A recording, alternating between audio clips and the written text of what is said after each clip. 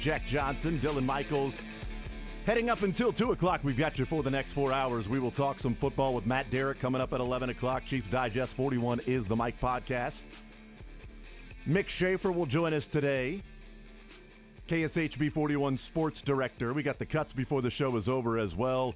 A lot of college basketball to get into and talk about. Certainly some football too. Gardner Minshew, the latest veteran backup quarterback for the Kansas City Chiefs. Chad Henne to Blaine Gabbert to Carson Wentz to Gardner Minshew. And I'm pumped. I'm pumped for Gardner Minshew to be in Kansas City. It'll be fun. I know Sterling's excited because apparently they share the same affinity for mustaches. So there you go. 913-912-4810 is the text line. We'll talk some college basketball. We'll start off with that. KU losing last night to Arizona, falling 88-77. Both games, interestingly enough, the final score I don't think reflected what the game was. I think the KU and Arizona game was closer than 11, and I think the Missouri and Mississippi State game was closer than 12. Both winning teams pulled away late, while the losing teams didn't hit shots that might have been open or defensive stops, free throws in some cases, some instances that were happening, turnovers, scrambling, rush shots because you're got the urgency and you're about to lose the game. I think some of those things happen in college basketball to where the score doesn't reflect what happened. Flip side last night, I don't know, when you got Kentucky minus 2.5 alternate line and they're up by 10 with a minute to play, and then they have to score a bucket with 1 second left to win, that's not annoying at all. You're up 10, I can go to bed. I shouldn't have taken the alternate line. I should have just taken them minus 6.5. This was dumb to buy it down with a couple of other parlays. Fool's money. Amateur. Parlays, you're an amateur. I should have known because I got lucky with the Mizzou and Mississippi State total was 157.5. And I think they had 70 in the first half. And it was like, wow, this team, this game is pacing for 140. And then they scored 25 points in the last 2.5 minutes, and it ended up with 158. Because free throws and shots and Mississippi State kept fouling, much to the chagrin of anybody there in the arena waiting for the second game to start at 11 o'clock Eastern time. So Mizzou got those last two free throws to put it at 158, and I'm like, well, I got lucky there. All I got to do is, thank God I bought down the UK line. They're going to win by 3. I mean, they're better than Oklahoma. Anyway, both of the local teams, the game was closer than what the score indicated because Missouri's still playing, and they've got Florida tonight, and we'll talk about and preview that game too.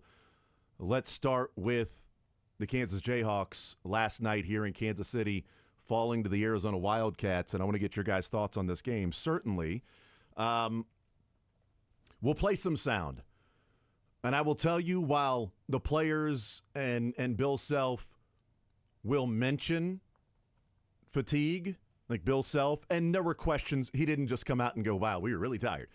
There were questions specifically related to fatigue, okay? So it wasn't like, Bill Self is like, well, we didn't play well, but boy, let me tell you about how tired we were. That wasn't the case. And players and coaches alike said not an excuse for how we played. But I'm not a player or a coach up on the podium being magnanimous and not trying to create excuses.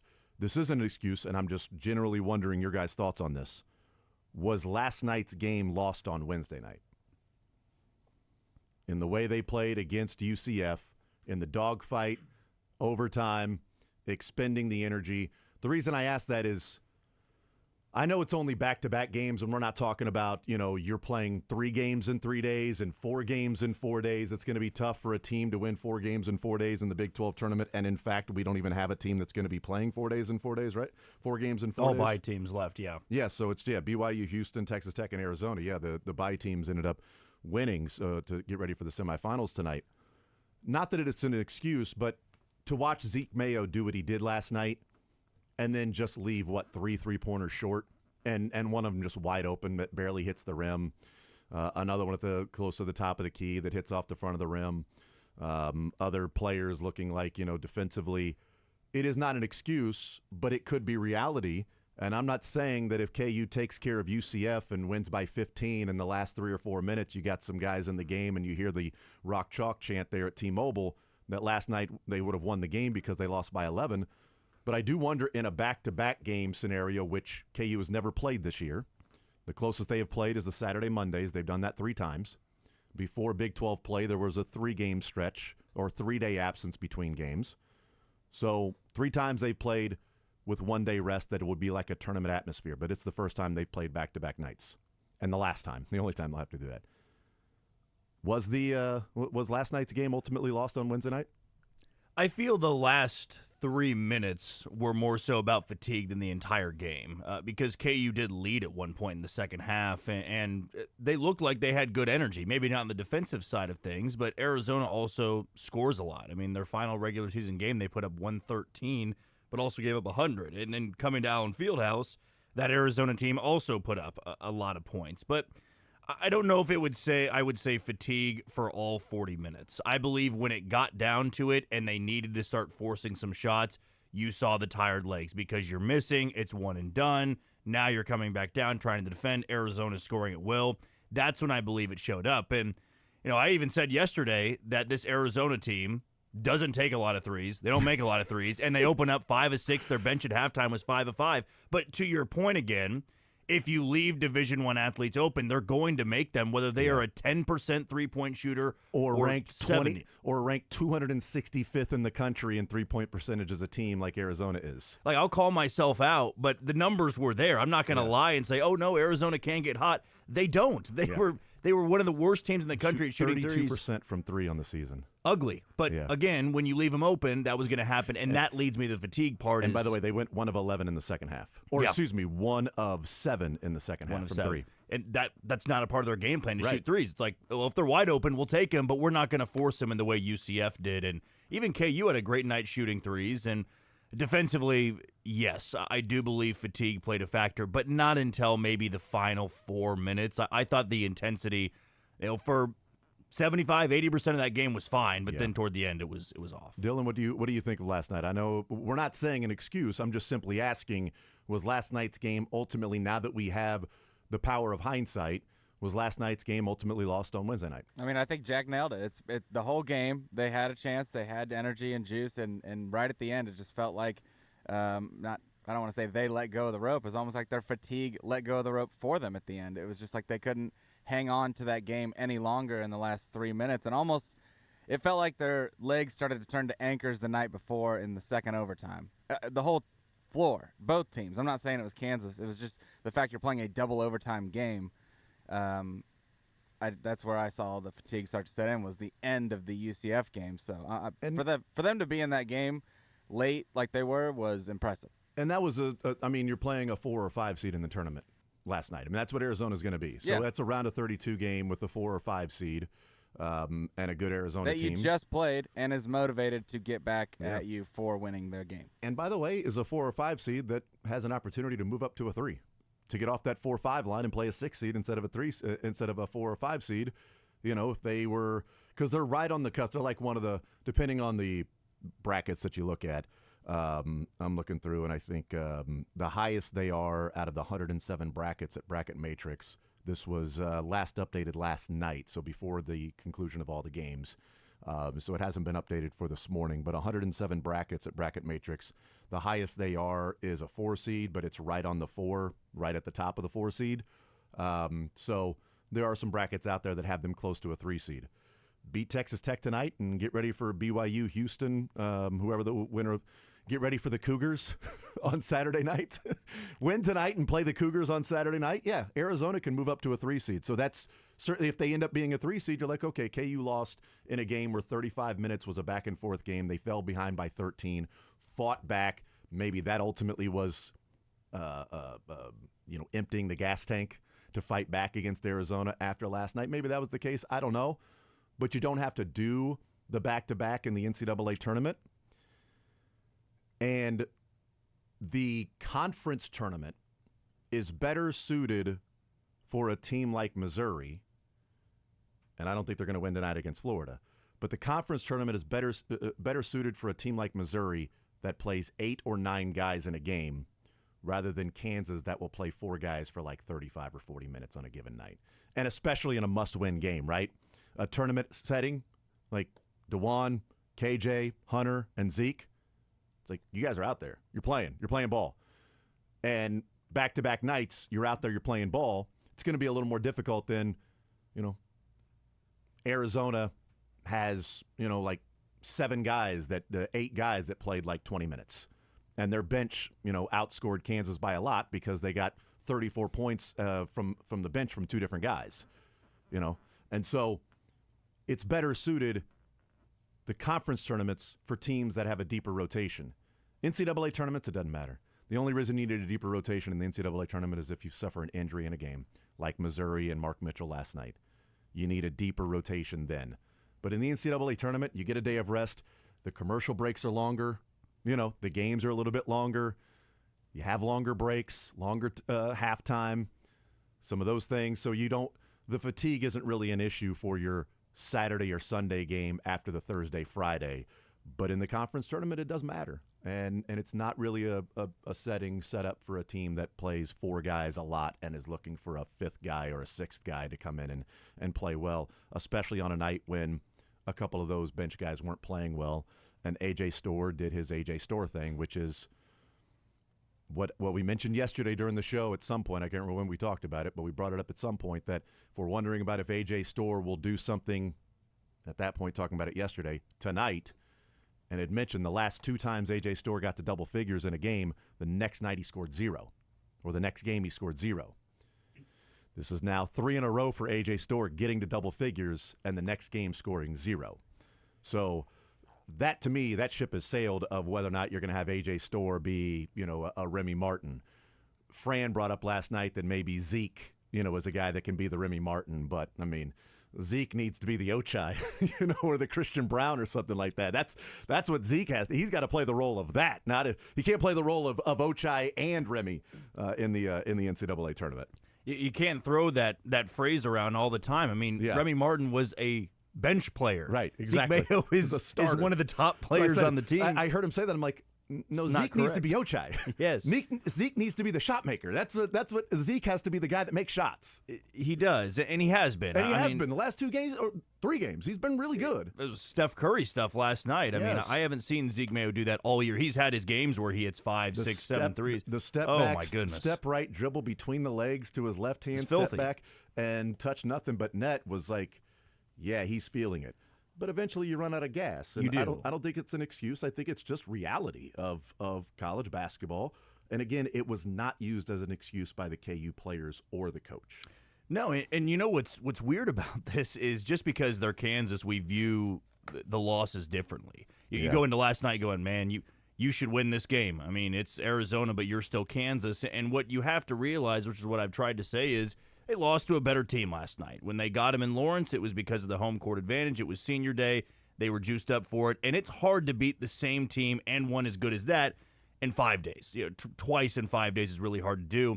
But if you want to have some optimism about it, really going back to the Arizona game on senior day, then UCF, and then last night, they are shooting the ball well from deep now. Whereas last year, they were banged up, but they were getting blown out in some of those games late. They lost to Houston by 30 in the final regular season game. They lost to Cincinnati by 20 in the first round of the Big 12 tournament. There was no signs of, well, if they got into a shootout, they could maybe go toe-to-toe. Last year's team couldn't do it. This year's team, even though maybe you're still feeling down about last night, they'll probably be a 6 or a 7 seed. If they win game 1 against whoever, they're going to get a 2 or they're going to get a 3. And as you said, that's somewhat comparable to what Arizona was. I will say if KU found a way to win last night, they were going to get boat raced by Texas Tech. They were going to get steamrolled by 20 to 25 points because of fatigue, and you're having to run around and guard 45 three-pointers in that game. In an arena, by the way, that is clearly, for whether it's the lighting or the background, it is a shooter's arena. I was watching, and at halftime when Arizona was 7 of 11, and I'm like, all right, this is ridiculous, because even Tommy Lloyd, as he was going to break, and the question to him go like, you're came out, you're shooting hot, you hit 7 threes. Like, it's not typically what we do, but apparently everybody in this arena is hitting threes. So I went and looked since Wednesday morning. So the last 8 games that have been played, that's 16 teams, 8 games. The teams are combined shooting 40% from 3 in these 8 games. They're 165 of 418. And with all the threes and the 3-point attempts, an average of 20 threes are made per game in the last 8 games. On Wednesday and Thursday at T-Mobile, 20 threes per game are made. You're looking at 10 per team each and every night. And a team like Arizona that doesn't shoot threes and doesn't make threes went 8 of 18 last night, damn near made 10 themselves, and they're 265th in the country in three-point percentage. Something there in the arena at T-Mobile, and which is why I'm going to take BYU to win the whole thing. BYU and Texas Tech are going to match up on Saturday night because those teams shoot threes, make threes, and right now, for whatever reason, T-Mobile, that rim might be a few inches in diameter bigger than maybe the other rims. I don't know. Somebody going to check that to see if that's regulation size or what, because everybody is knocking down threes. It has just been fun. It's been amazing to watch. And I love that even Tommy Lloyd was like, yeah, we hit threes, but everybody's doing that right now in this tournament. It's crazy. It was an impressive pace, and maybe that plays into the defense not looking as good if you're a Kansas fan, because if teams that don't hit three-pointers are hitting three-pointers, it's going to be pretty tough to keep up. And that's what happened in the end. And for this Kansas team, since the BYU game where they lost by 40, it felt like, they have responded well for the most part, not necessarily in rattling off 5 wins in a row. I mean, again, they haven't won 3 games in a row since, I believe, mid-January. It was the very beginning of conference play. They beat Cincinnati, TCU, and Arizona State, all bad teams in the Big 12. And, last night, they were toe-to-toe with Arizona for a while. The thing is, though, you just have to view this team differently. They're not your old Kansas teams that can rattle off 8 in a row or go dominate the Big 12 tournament. It's just not this team, and I believe Bill Self knows that. And it all comes down to now resting up, and hopefully you get a good draw. Hopefully you are a 6 and you get a struggling Oklahoma team. Then your 3 seed is somebody that dropped from a 2 to a 3. Yeah. That's what you're hoping for. There's also a world in which they get a 7 and their 2 seed is, Alabama or Michigan State or Florida, and they're going to get smoked in that type of game. But if there was one way, if you wanted to stay optimistic, still find a way to believe, I mean, Zeke Mayo, the way he's playing, that's the Zeke Mayo you're going to need to get to the second weekend. I mean, Hunter Dickinson last night, a lot of missed bunnies in that game. Still, he puts up 19 and 13. He's got that capability against a smaller lineup to give you 28 and 14 in that game. KJ Adams is playing well. They need that Dwan Harris from last night minus the missed layups, but knocking down 2 or 3 3-pointers. I mean, seriously, if you're talking about getting to the second weekend and pulling off an upset, it is going to take a different type of performance from this team. And maybe it's on the offensive side of putting up 95 and hitting 17 threes, or maybe it's as good as they were defensively against Houston in a few weeks ago in Houston, where they held them to low 60s. It's one or the other, and Yeah. they're just an unpredictable team. And last night it was a good fight for a while, and then it ran out of gas, I guess is the best way to say it. Yeah, if you're looking at trying to get a 6 seed, Stanford blowing the game against Louisville was tough because Louisville's right there on the 6-7 line. St. Mary's losing to Gonzaga. They can't play any more games, but certainly that's one of those. Today, you'd like Wisconsin to win because Wisconsin and UCLA are right there. Like, Wisconsin's already like a 3 or a 4. UCLA is like a 6 or a 7 in different brackets. They beat Wisconsin. KU ain't surpassing UCLA. And that game's today at 1:30. So that's a game certainly to pay attention to. Illinois and Maryland. Maryland is already like a 4 or 5 seed. They ain't, even if they lose. But Illinois is on that 6-7 line. If Louisville would have lost to Stanford last night, and you get losses from Illinois and UCLA today, then hey, you know what? Maybe Kansas is going to jump up to be a 6 seed. But if Illinois and UCLA win today, then I think Kansas and probably Missouri too, unless they can win against Florida, are probably sitting like late 6 or 7 seed in the tournament. But if you're a 6 seed and you get Wisconsin that doesn't shoot threes great as your 3, as you said, an Indiana team that's sliding backwards. You take care of them in the first round, 6-11, or whoever the play-in game's going to be, and then you get a 3 seed like that. Okay, hey, great. You might feel good about getting to the round of 32 and taking on whatever 2 seed. At that point, it's like, hey, just get whatever 2 seed is there because you'll take your chances. Let's hear from Bill Self before we take a break. We'll talk some Missouri on the other side of the break as well, and we'll talk some Missouri throughout the show with Mick Schaefer too, because they've got Florida coming up tonight. Kansas postseason is done conference-wise, waiting for Selection Sunday. Missouri still has opportunities to improve their resume with a massive game tonight that they could beat a 1 seed, but oddly enough, by beating the 1 seed, it might make them a 2 seed, if that makes sense. Right now, Florida's a 1. I'm convinced Florida is the 4th number 1 right now. But if Missouri beats them tonight and Alabama wins out, then maybe Alabama leaps them and they're the 4th number 1. But they would have already beaten Alabama, so they would have beaten the 1 seed. Anyway, here's Bill Self last night. These are his opening comments on the loss, talking about whether fatigue was a factor, but defense as well, and what we've seen from this Kansas team these last 2 nights here in Kansas City. Yeah, obviously we didn't do a good job defensively, and they shot the ball so well early.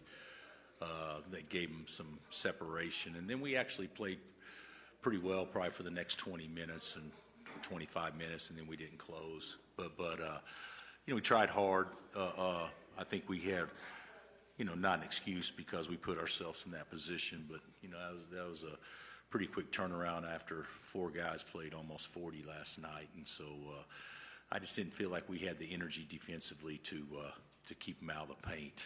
And obviously they shot the ball well, but where they really hurt us the most was at the rim, and they dominated the paint. Plus 26 points in the paint for Arizona last night. And you're saying, hey, stop the three. They come out and they hit a bunch of threes in the first half. Then all they do is work the paint. I actually think you can make a case for both the Missouri game and the Kansas game were won or lost in the first 7-8 minutes of the game. For Arizona last night, hitting 5 of their first 6 threes, you're like, all right, that might be too much for Kansas to overcome, a team doing that. And Mississippi State, a team that doesn't make a lot of threes, going 1 of 13. Just kept chucking up threes and chucking up threes and chucking up threes. I'm like, well, they're toast. I mean, this game may be close down the stretch, but they're wasting possessions here. Mississippi State is wasting offensive possessions by shooting these threes. Anyway, one more clip and we'll go to break. Here's Hunter Dickinson, because we talked about fatigue, an excuse, a reason. Hunter Dickinson at the podium was specifically asked, you guys played against UCF all those minutes. Did that affect you tonight against Arizona? I don't think you can blame fatigue. I mean, in this NIL era, we're paid to play, and so we got to be professionals out there and take it like a professional approach. You can't give that excuse. I think it starts with me. I got to be better for my team and give more energy. I feel like I let them down, especially defensively. That was an interesting answer from Hunter. So what about fatigue? Not an excuse. We're professionals. We're paid to play the game now. It's NIL. Not coming out and being tired doesn't cut it. I'm a professional, and I didn't do enough for my team. I got to be better, but I sure as heck am not going to talk about fatigue and being tired because I'm getting paid to play this game now. Interesting, his comments there. Timing. Yeah. We'll take a timeout. We'll come back, continue rolling. We'll talk a little Missouri on the other side of the break. More Zone next.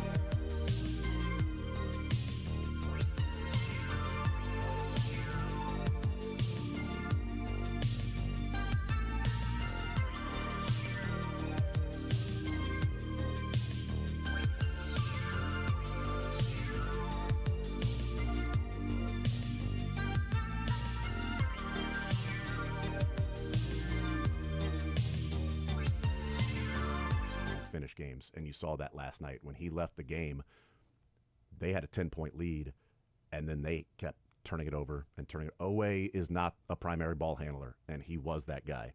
Bray is not a primary ball handler, but he had to be that guy. Like, they were trying to find somebody just to bring the ball up the floor against a press. And if Lamont Butler ain't in the game, you playing the NCAA tournament, that team better press. Better press the issue, because Oklahoma ain't exactly a pressing team, but they got turnover after rushed shot, after panic from Kentucky last night. Also, fantastic officiating in the 2 games last night. Oh, my God, fantastic for SEC officiating. That game, the Missouri-Mississippi State game, was really well officiated. And by well officiated, I mean it was crap. I was about to, the third time you said it was when I picked up the sarcasm. It was the first 2. I'm with you there. Yeah, where I was looking at Jack to kind of gauge whether you were serious or not there. I just want to let referees know, if you want to eliminate flopping, stop effing rewarding it. If you want to eliminate flopping, stop rewarding it. There was a play, KJ Adams. Last night. Yep. That game, that would have been so called a charge. proud. I That was would have been so called a proud. charge. In Nashville, that's a charge. Last night in Nashville, both games, that was a charge. Guys just falling backwards. Mark Mitchell was dribbling. His elbow was out. But as he was dribbling, his elbow was out. He got near the guy. He didn't push off. The elbow stayed the same. And the guy flew backwards because Mark Mitchell was actually stopping and going back the other way. And the guy flies backwards and boom, going the other way, offensive foul. I'm like, dude, what the hell? And then twice, Mississippi State shoots a 3. Missouri gets close to him, lands not in their cylinder, doesn't actually touch him either on the hand or the body, but the guy falls backwards. And the referee, you can see him following the ball a little bit and then looking back and seeing the guy falling, blowing the whistle. Happened twice. No contact was made. And I'm like, dude, like, pay attention. Like, what are we doing? And then a clear hook and hold on Hubbard with Jacob Cruz. Have you guys seen the replay and the video of that? Jacob Cruz's arm, his left arm, Hubbard's driving to Jacob Cruz's left. So Jacob Cruz's left arm is right in front of Hubbard's left arm as Hubbard's driving to his right. Hubbard grabs Jacob Cruz's left arm and dribbles, and you can see Jacob Cruz trying to pull his arm out. They blow the whistle. Even after they blow the whistle, Hubbard is still holding his arm into the lane, and Jacob Cruz is pointing to him. They go and review it.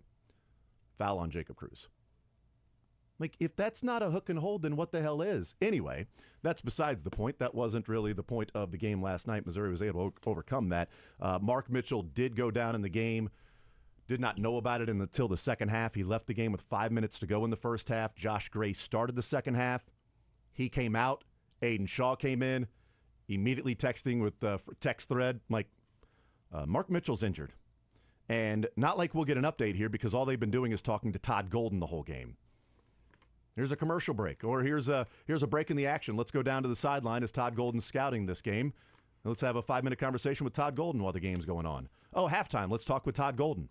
Why would we need to figure out why Missouri's best player didn't play the final 5 minutes, not in foul trouble, and then is not coming out for warm-ups? Nah, that's okay. We'll get to that later. Todd Golden's talking about his team and how they played this year. So Josh Gray comes out of the game. Aiden Shaw comes in, and I'm like, Mark Mitchell's injured. Because Mitchell starts the game, and he starts the second half. Josh Gray did not play so well that it's like, oh, you got to stay with this guy to start the second half. Sometimes Dennis Gates will do that with, like, Caleb Grill, or if somebody comes off the bench and is playing really well, or Warwick. It's like, all right, well, we're staying with this guy to start the second half.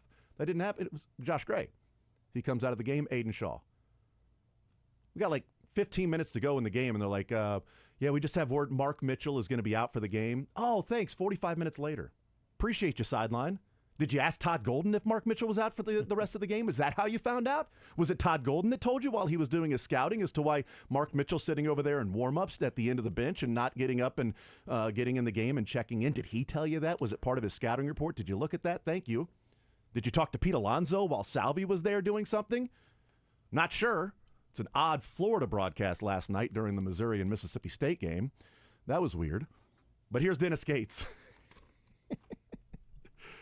I can't wait till they talk to Chris Jans from Mississippi State tonight during the game, as they lost last night during the Florida-Missouri game. But anyway, no, actually, you know what? Kentucky and Alabama. Yeah, so they'll talk to Probably Nate Do they Oates. talk to Pope or Oates? I'm trying to think. Probably Oates. You know what? Got to be I'd go Oates. Oates. Because Oates hadn't played yet. So they've talked to Pope a couple. So Nate Oates will be part of the broadcast tonight. Looking forward to that. But anyway, here's Dennis Gates. This is his answer to the original question about an update on Mark Mitchell. And then there were 2 follow-ups here at the podium directly after the game on what's going down with Mark Mitchell right now. Yeah, I don't even know what happened, to be honest with you, and I'm saying that honestly. I just take and adhere to what our doctors and our trainers say, and I don't question those individuals at all. And Mark knows what he can or cannot do. He didn't want to put our team in a disadvantage if he's not at 100%. So at the end of the day, he trusted our substitutions and our depth, and he just didn't put himself back into the game. So for me, that's a sign of great leadership, and we'll see what the prognosis is. Yeah, I don't have an update. I would love to give you guys answers because you deserve it, no question. I just don't have any. I'm following up on that, but so the fact that there was a talk of him coming back in, then I mean, I Yeah. guess is that still? Yeah, there were encouraging talk. that- There was yeah. talk, absolutely, but it's doctors and players' decision. I wasn't on the bench, so I kind of stand up the entire game, and I look down, see who's available. It happened in the first half, correct? The first half, yeah. So I don't know yet. I'll get that information, and our SID Jason Vaninsky will release something if something needs to be released. I think we have the injury reports or something like that, right? So there you go. That was the last of the updates. He doesn't know. Thought it was interesting. I looked down to the bench to see who's available, and that's how we play. So they told me he wasn't available. I'm not going to sit there and spend a timeout asking why. He's not available. Let's go. Let's play. These are the guys we have. I got to pay attention to this game. We're in a dogfight against this Mississippi State team. And shout out to Aiden Shaw, local guy, coming through and playing 12 minutes last night and playing well. You know, you never know when a guy doesn't play often and then he finally gets his number called.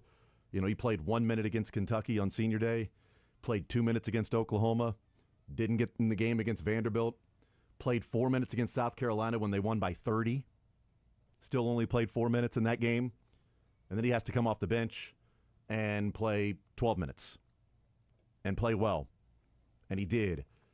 And he offers the athleticism. He doesn't not offer the size.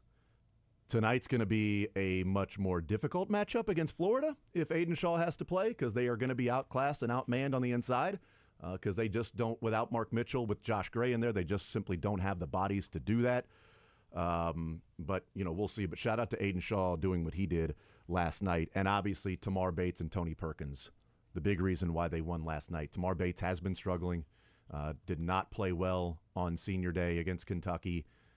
And Dennis Gates said it's not that he came out motivated and pissed off and mad about how he's played. Dennis Gates said there may have been a little extra motivation for him being left off of every single SEC team in postseason awards for his senior year. A guy that's shooting 40% from three, 50% from the field, and 90% from the free throw line.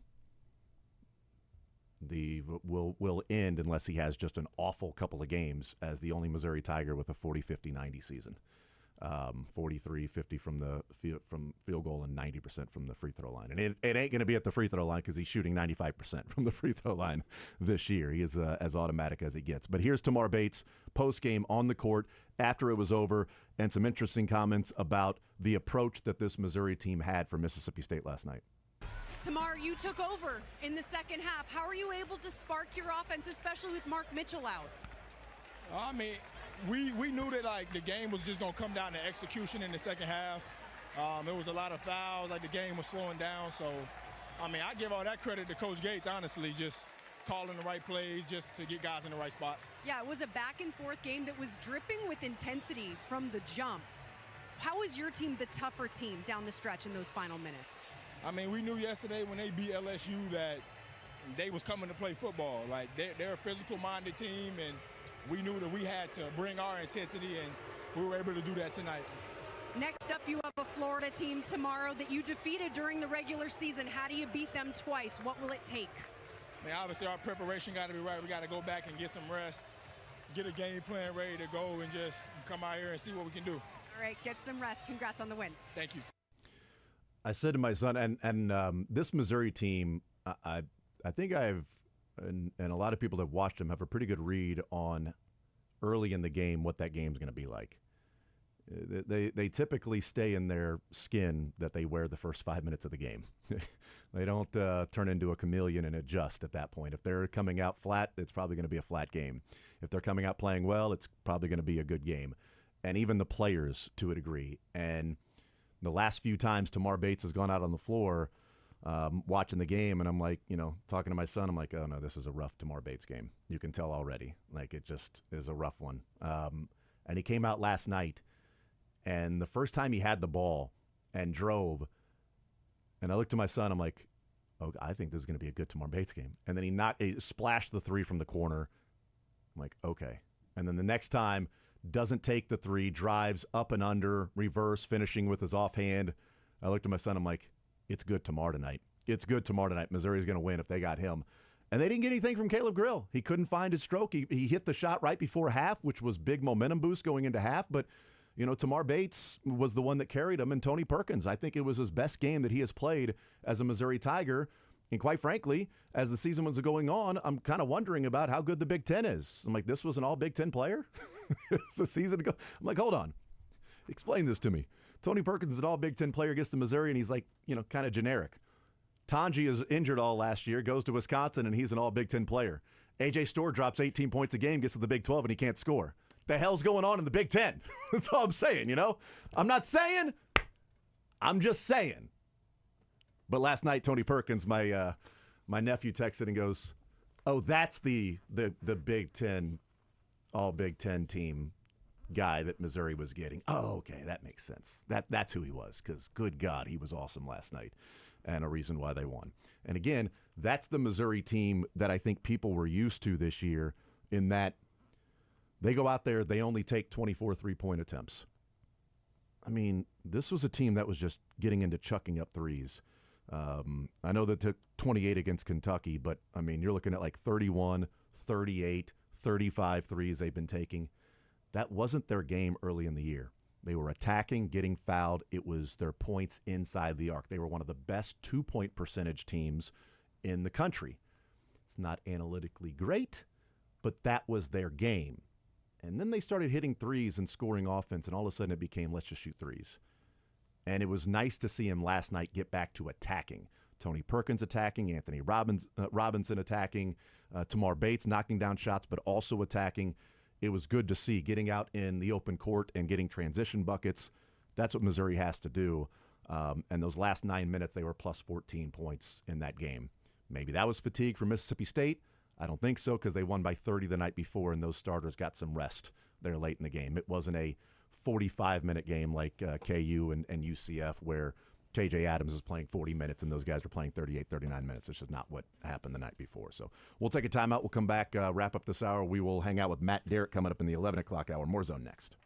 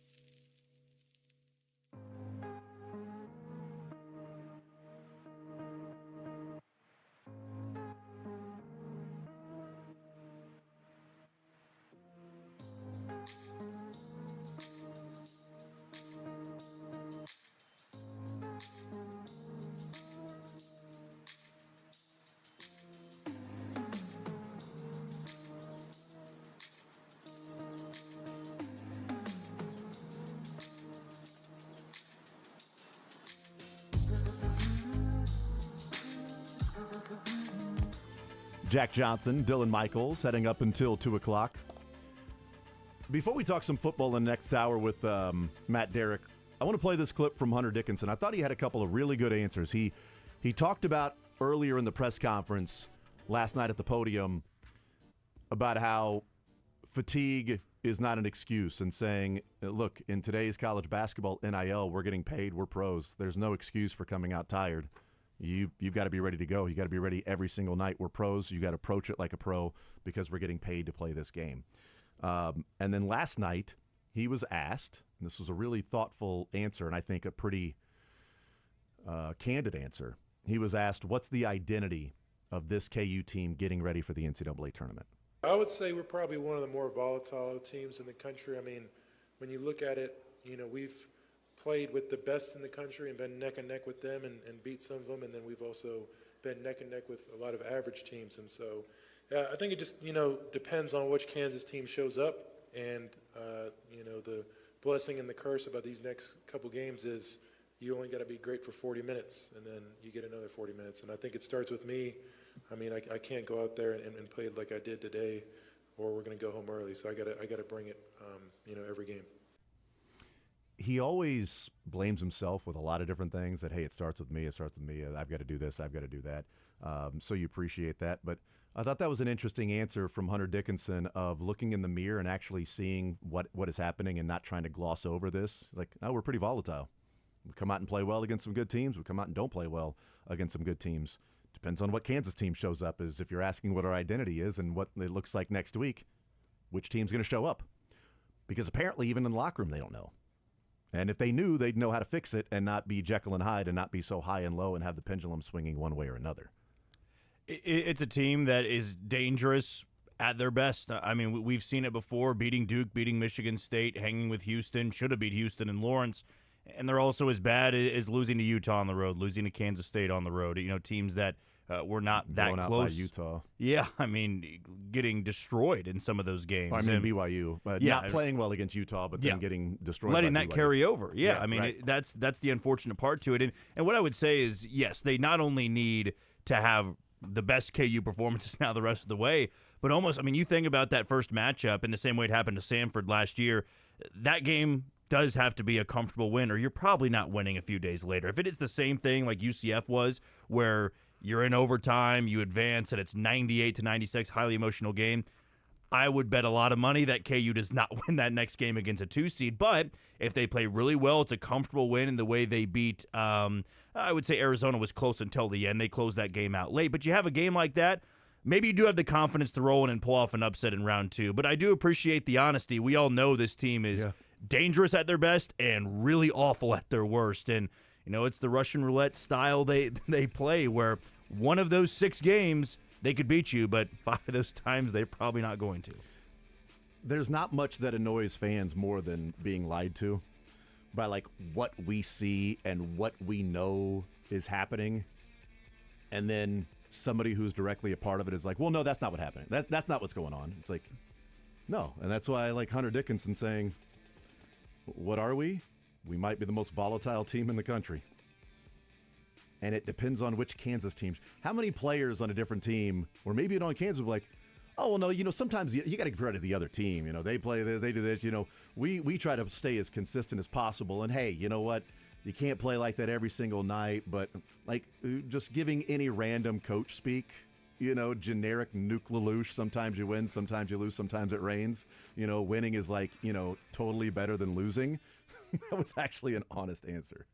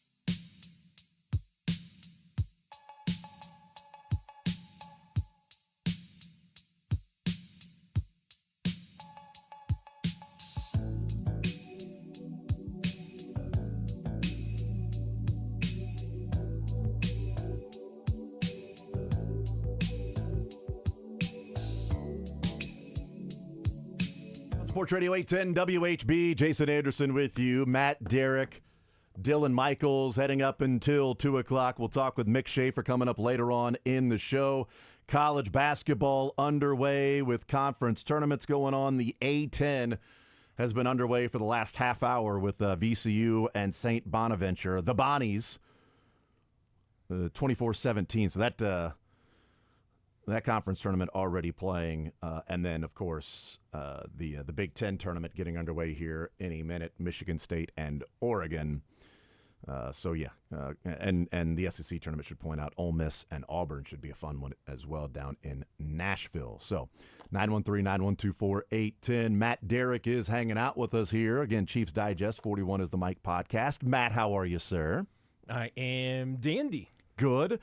If I told you, as we get obviously ready to talk some Chiefs football, but if I told you that Caleb Grill would be one of 8 and Mark Mitchell would be injured and Josh Gray and Aiden Shaw would combine to play 33 minutes and score 5 total points. Anthony Robinson would have 4 fouls and only play 14 minutes in the game.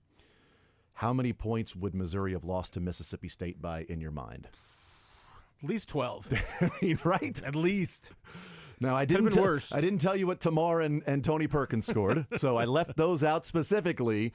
But they went off. That combination is not really conducive for Mizzou winning, and yet they went out and won by 12. Could have just stopped at Caleb Grill going 1 of 8. You know what? You're not wrong. You're not wrong. Oh, and Jacob Cruz took a couple more Kobe shots inside instead of kicking it back out and things like that. Like, what would you say if I told you that? I thought it was an impressive win for Missouri last night. I thought they finally held a team for at least one half of basketball that didn't get to 50. And in fact, Mississippi State neither half got to 40 in the game, and they have had after the Kentucky game, so before last night, 5 of their last 6 games, an opposing team has scored 50 in one of the halves of basketball. At least 50. Not great.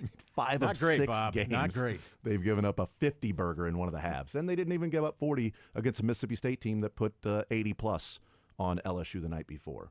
And now So- you're facing a Florida team that you have beaten. You have, but I would say is probably playing like one of the best teams in America right now.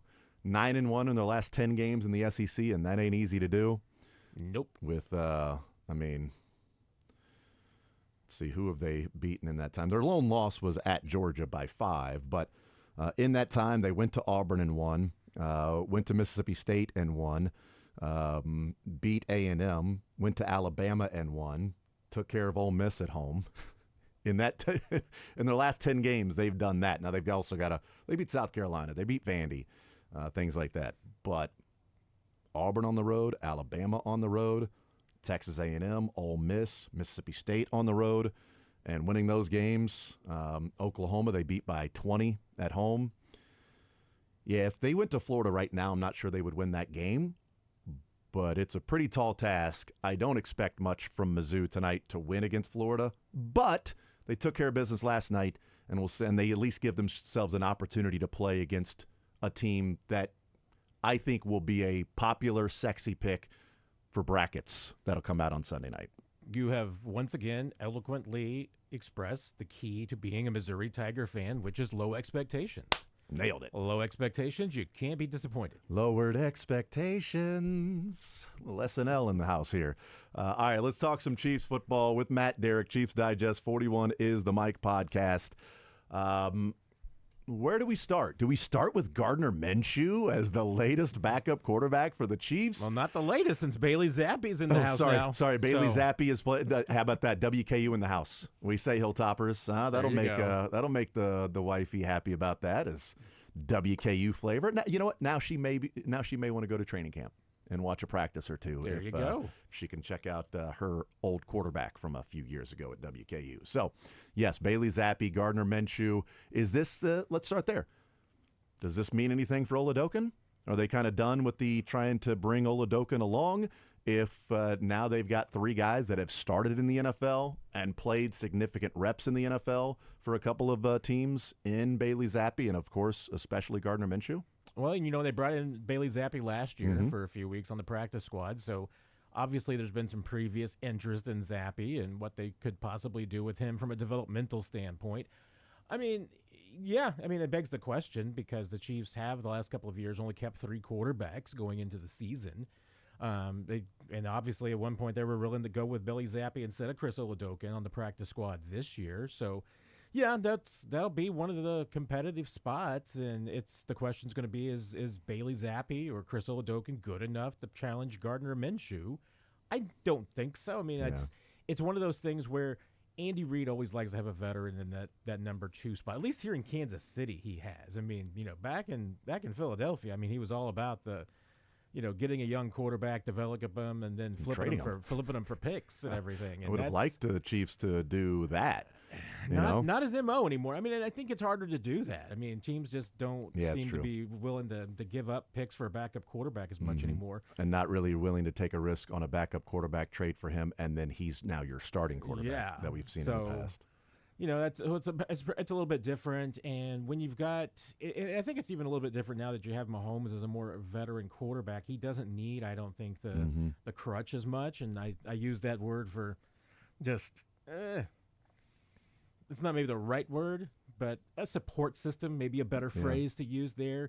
But Andy Reid likes to have a veteran that he can bounce things off of, look at things differently.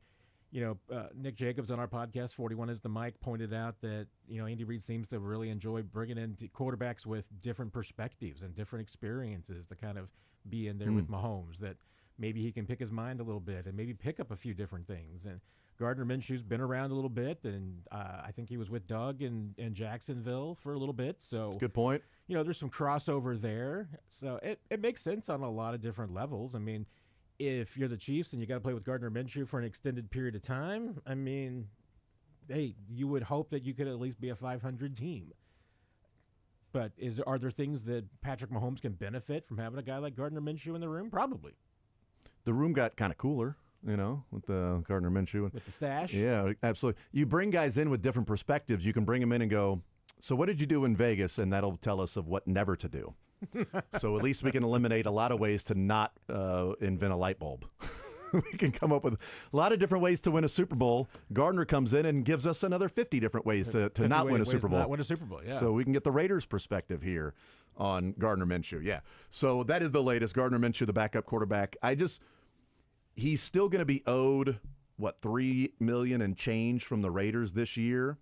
And it's not just like, well, that's the dead cap hit for the Raiders. No, they are going to pay him $3 million and change this year, Minshew. I don't know what the Chiefs will pay him because it is an offset. So if the Chiefs pay him $3 million, the Raiders owe him nothing. Is Gardner Minshew good with $3 million, no matter if it comes from the Chiefs or the Raiders, and they just pay him the vet minimum, and the Raiders pick up the rest? Not sure how that's going to be structured, but it does give them the flexibility of maybe vet minimum for Minshew and not a little bit more like they did for Wentz and Blaine Gabbert the last couple of years, because the Raiders are on the hook for at least $3 million. And I don't know, does Gardner Minshew want to help out the Raiders while hurting the Chiefs? Like, you take a larger cap hit here, Minshew, it's less flexibility maybe to go get somebody else. You're getting that money anyway, vet minimum here for you, and you still get your $3 million and change no matter what. Because he's not going to get more than $3 million with the Chiefs on a one-year deal. I can't imagine. No way. I mean, and the Chiefs obviously could do a veteran minimum deal so that, the Raiders on the hook for the rest. I mean, now the problem is that if you're Gardner Minshew, you're basically playing for free because you're going to get that money. You're going to get that money anyway. Even if you were sitting at home, you're getting that money. Yeah. So if you're kind of playing for free a little bit. Hey, and I'm sure there'll be some incentives in there. So if he does have to play, that it'll kick it up and everything. But you'll wear a clipboard. You'll wear a visor and hold a clipboard and have the earpiece in your ear for free. You get that per diem at least. That's true. At training camp, that's nice, and you might get a playoff check. So that's nice too. That certainly wasn't a possibility in Vegas. That wasn't happening. That's a great point. In Vegas, I think you just had to pay to watch the playoffs. That's right. So Gardner Minshew is the backup quarterback. We'll see about Bailey Zappi as well. Bigger news this week, obviously, both literally and figuratively with the Chiefs in the signings, and Monday, the legal tampering opening up and them taking care of business pretty quickly with Jalen Moore, getting that deal done, 2 years, $30 million, 21 and change, going to be guaranteed. The structure of the contract, I think, is smart for the Chiefs, that it won't be painless to walk away from Jalen Moore after this year, but it won't be non-negotiable where it's like, well, you've got to have him for 2 years because you're not going to take a dead cap hit of that. You could save, $7 million against the cap if you walk away from him after this year. It's not terrible, and you can get out from underneath a mistake if that's the case, and it's a sunk cost anyway.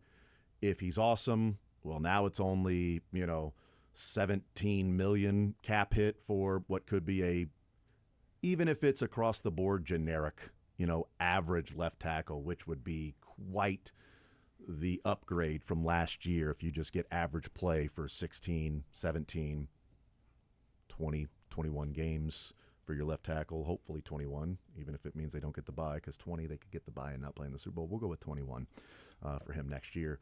What do you make of, let's start with that. Chiefs released a photo today of Nick Bolton officially signing his contract. We'll get into that as well. But let's start with Jalen Moore. It was the biggest question. What are they going to do in the offseason? We talked about Ronnie Stanley last Friday, Matt. And I said, I wonder if he's even going to be available on Monday. I don't think he is. And now we find out, even if he was, the Chiefs weren't going to get him because the Patriots were willing to go $24 million per year, and probably more if it meant Ronnie. They had so much money they were going to outbid the Chiefs, and they weren't going to get in a bidding war. So Ronnie Stanley wouldn't be a Chief if he wasn't a Raven. What do you think about the signing for Jalen Moore? Yeah, I mean, once Ronnie Stanley went off the board, it seemed like things coalesced around Jalen Moore pretty quickly. By Sunday night, it seemed like it was pretty much a foregone conclusion that this is the direction the Chiefs were going, and obviously wasn't very long after. The Chiefs. This is one of the first moves around the NFL that was just made. 11:05.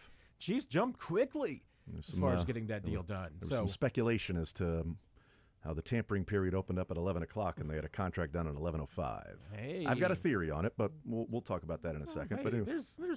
there's lots of, I mean, hypothetical conversations that can take place before. Absolutely. We can even, Albert Breer, we can find that clip from a few days ago, Dylan. We can play that with him actually talking about the Patriots willing to go to $24 million for Ronnie Stanley, which he was signed on Saturday. But anyway, go ahead. Yeah. So that was very quickly. They pivoted and boom, windows open, Jalen Moore. Got the deal done. And I'm with you. I like the structure of the deal.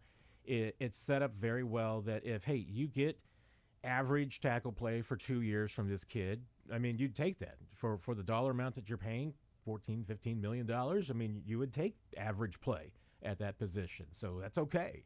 If it fails miserably, it's 1 year, $21 million. You walk away. You're saying to yourself, well, wish it hadn't been $21 million, but hey, it's no harm, no foul. You move on. It's a little bit of a hit, but not the worst thing in the world. And honestly, I mean, if he exceeds those expectations, if he's a really solid tackle in year one, there's no reason why you aren't even talking about trying to change that contract going into year two and getting an extension done. There'd be motivation on both sides to redo that deal.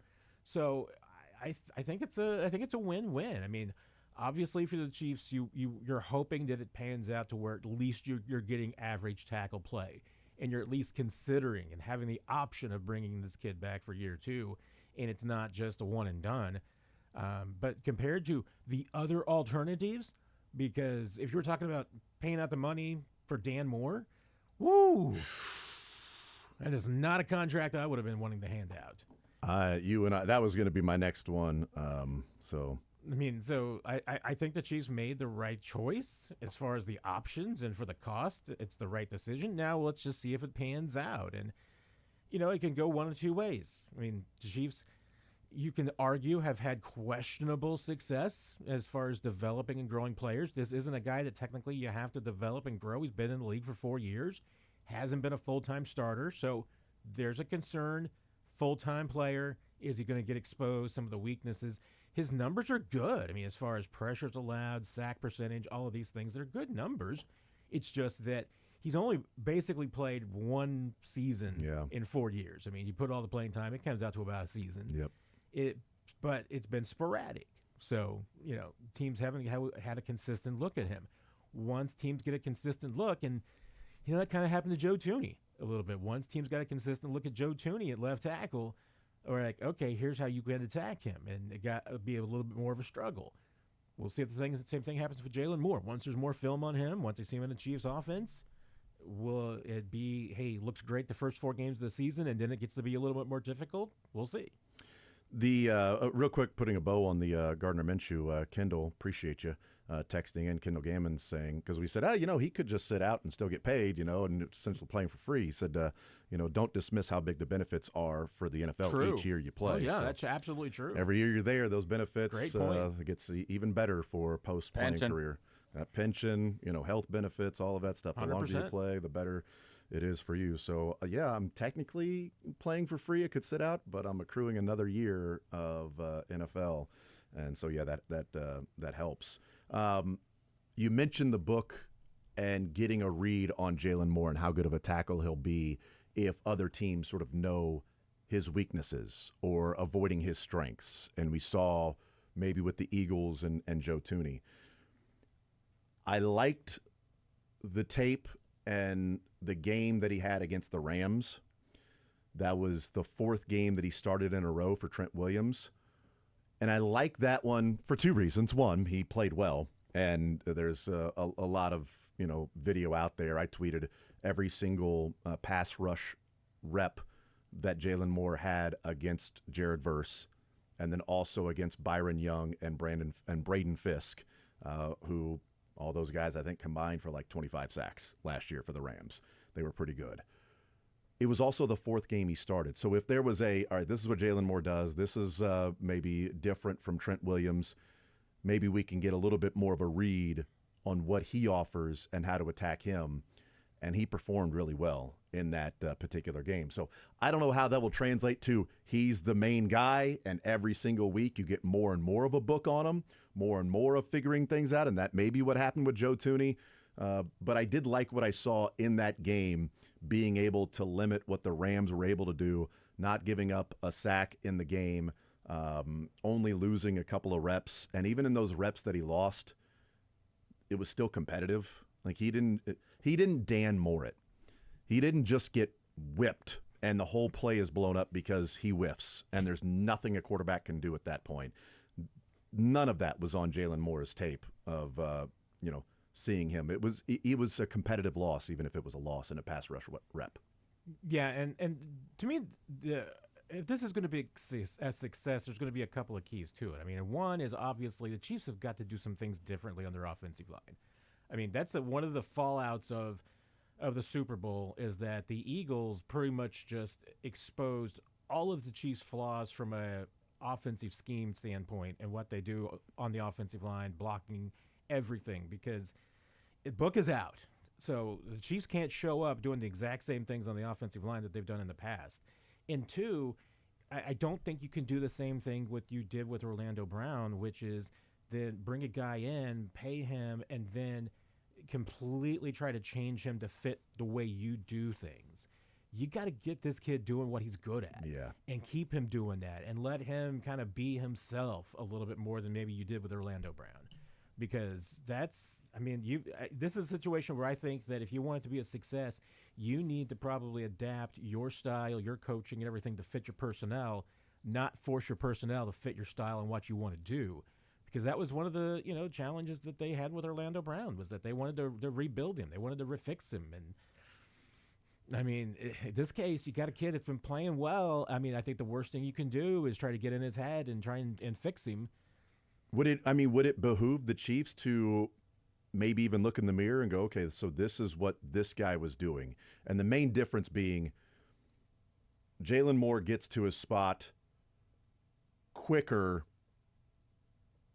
which is more wide than gaining depth.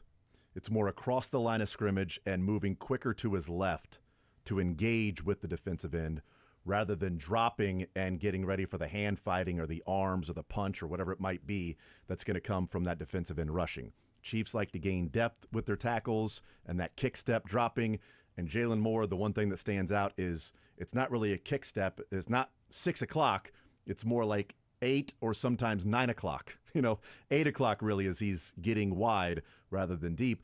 And I do wonder if the Chiefs can look in the mirror and go, well, what if we tried that? What if that helps Patrick Mahomes be a little more comfortable and not thinking, well, the tackle is dropping and getting to a set right behind me.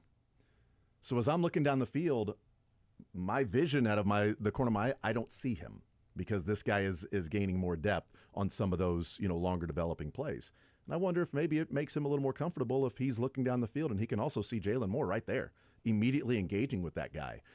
Maybe that's something the Chiefs looked at and said, you know what, this will help us by using his strength, as opposed to saying, no, we're going to take that and we're going to have him drop directly back like we do with Juwan Taylor, like we've done even with Orlando Brown when he was a bigger guy and Orlando Brown would get beat by speed. But if he got his hands on you, you weren't getting past him. He was a massive human being. You weren't bull rushing Orlando Brown. You could bull rush Joe Thuney. And if Jalen Moore gets at his 8 o'clock quicker and gets engaged with you, it's tougher for you to bull rush and get him off his anchor. I think that would be beneficial to the Chiefs if they tried that. Yeah, and Jalen Moore, by the way, he and I almost exactly the same size. Just the weights just distributed a little bit differently. You played O-line at Missouri, so I wanted to get your thoughts on Missouri Hall of Famer, right? I mean, technically, I did play center on my intramural. Oh, see, boom, flag football championship team. When I said you played football at Missouri, was I wrong? You were not wrong. There we go. I played offensive line at Missouri. So you're a championship Missouri center. Exactly. You played offensive line at Missouri and won a championship. I'm not sure which one it was. Got the T-shirt to prove it and everything. The T-shirt. Won the game, got the T-shirt. Been there, done that, got the T-shirt. Matt Derrick is with us. We'll talk a little bit more about this. Also, Christian Fulton signing with the Chiefs, what that does for the defense, the salary cap implications of freeing up all that space, Trey Smith's future. Is there a growing percentage chance of him playing on the franchise tag this year with what it seems like how close or maybe not as close to the deal being extended for Trey Smith. We'll get into all of that as we continue rolling along, and maybe some names that are out there that we would like to see the Chiefs go out and grab in free agency. More Zone next.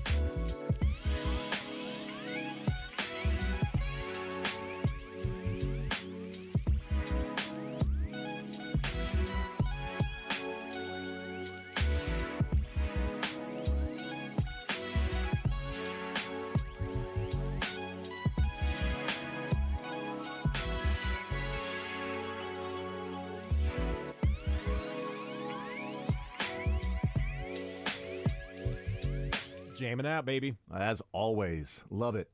Love it.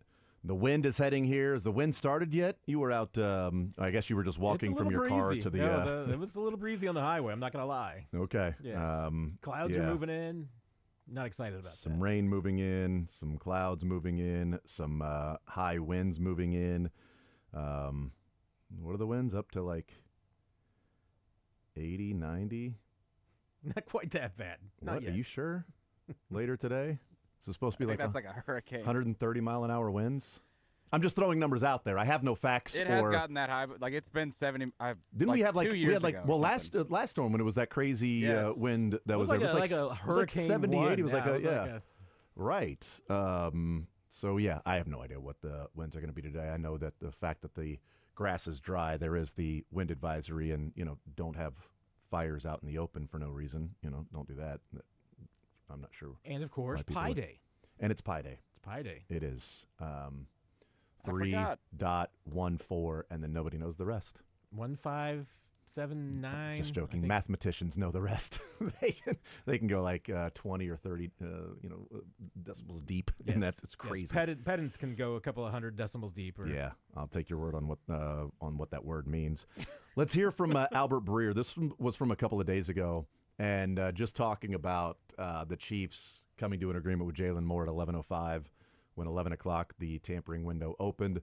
This was Albert Breer on Monday night, and this was in Boston. So this was not Albert Breer trying to say, oh, the Chiefs are doing this. This was a TV show in Boston, Tuesday morning, a TV show in Boston. This is from NBC Boston. Albert Breer was asked about Ronnie Stanley and the Patriots and what they're going to do with all their money. Ronnie Stanley, I think, as long as Baltimore was going to put something compelling in front of him, was going to stay. Kansas City was right there with them. So Kansas City and Baltimore were both at about 20. Washington and New England were both over 24. I'm not sure how far they went. Obviously, this stuff was spoken about conceptually, I guess is the best way to put it. That was very. But where the teams were, some free agency might have happened over the weekend. Yeah, this might have been illegal tampering. Yeah, but they were over 24. So when people were like, well, Albert Breer, what's he talking about the Chiefs? So it's illegal tampering. It's like, well, he was on in Boston. So if he was trying to take a shot, he was saying the Patriots were over 24. Like the Patriots were making a strong push for Ronnie Stanley before the tampering period opened, before the legal and he said, these things are talked about conceptually. I say hypothetically. Hypothetically. I mean, let's say you represent a player on the 49ers, Jason. Okay. That's going to absolutely. be. I mean, I'm not saying I do. I can just call you up and say, hey, you know what? Hypothetically, you got a player that's available, plays left tackle. Yeah. Hypothetically. Look, I'm just saying. What would you be looking for? Yeah. Yeah. Look, here's the deal, Jeff Agent. We got some money to spend, and I would say that whoever you have out there, if they can help us in any way, shape, or form, on the offensive line especially, we'd probably be willing to go up to maybe $24, $25 million per year. We can talk specifics on Monday, but just keep us in mind when Monday starts that these are things that we're willing to do for this particular player. Yeah. It's obvious Ronnie Stanley wanted to stay in Baltimore. Because he wouldn't have signed that contract without knowing that the Patriots were going to go, and the Commanders were both going to go over 24. And hearing that is my point that the Chiefs weren't getting Ronnie Stanley anyway, because the Chiefs were going to go 20, and those guys were like, yeah, sorry. And the Chiefs were not going to treat Ronnie Stanley like Trent Williams and get into a bidding war with the 49ers and go back and forth until they both said, this is our last and final and best. It's our best and final. You choose. And typically, these things only become problems if there's some personal issues involved, or there's something else to the equation. Because every plus team the 49ers weren't trying to retain Jalen Moore. No, they weren't caring. I mean, they're letting everybody walk over there. Yeah, right. So there was no. They weren't trying to no retain anybody. There's no hard feelings. Yeah. It's not like when the Eagles were all butthurt because Andy Reid called, and texted Jeremy Maclin, say, hey, love to have you in KC, buddy.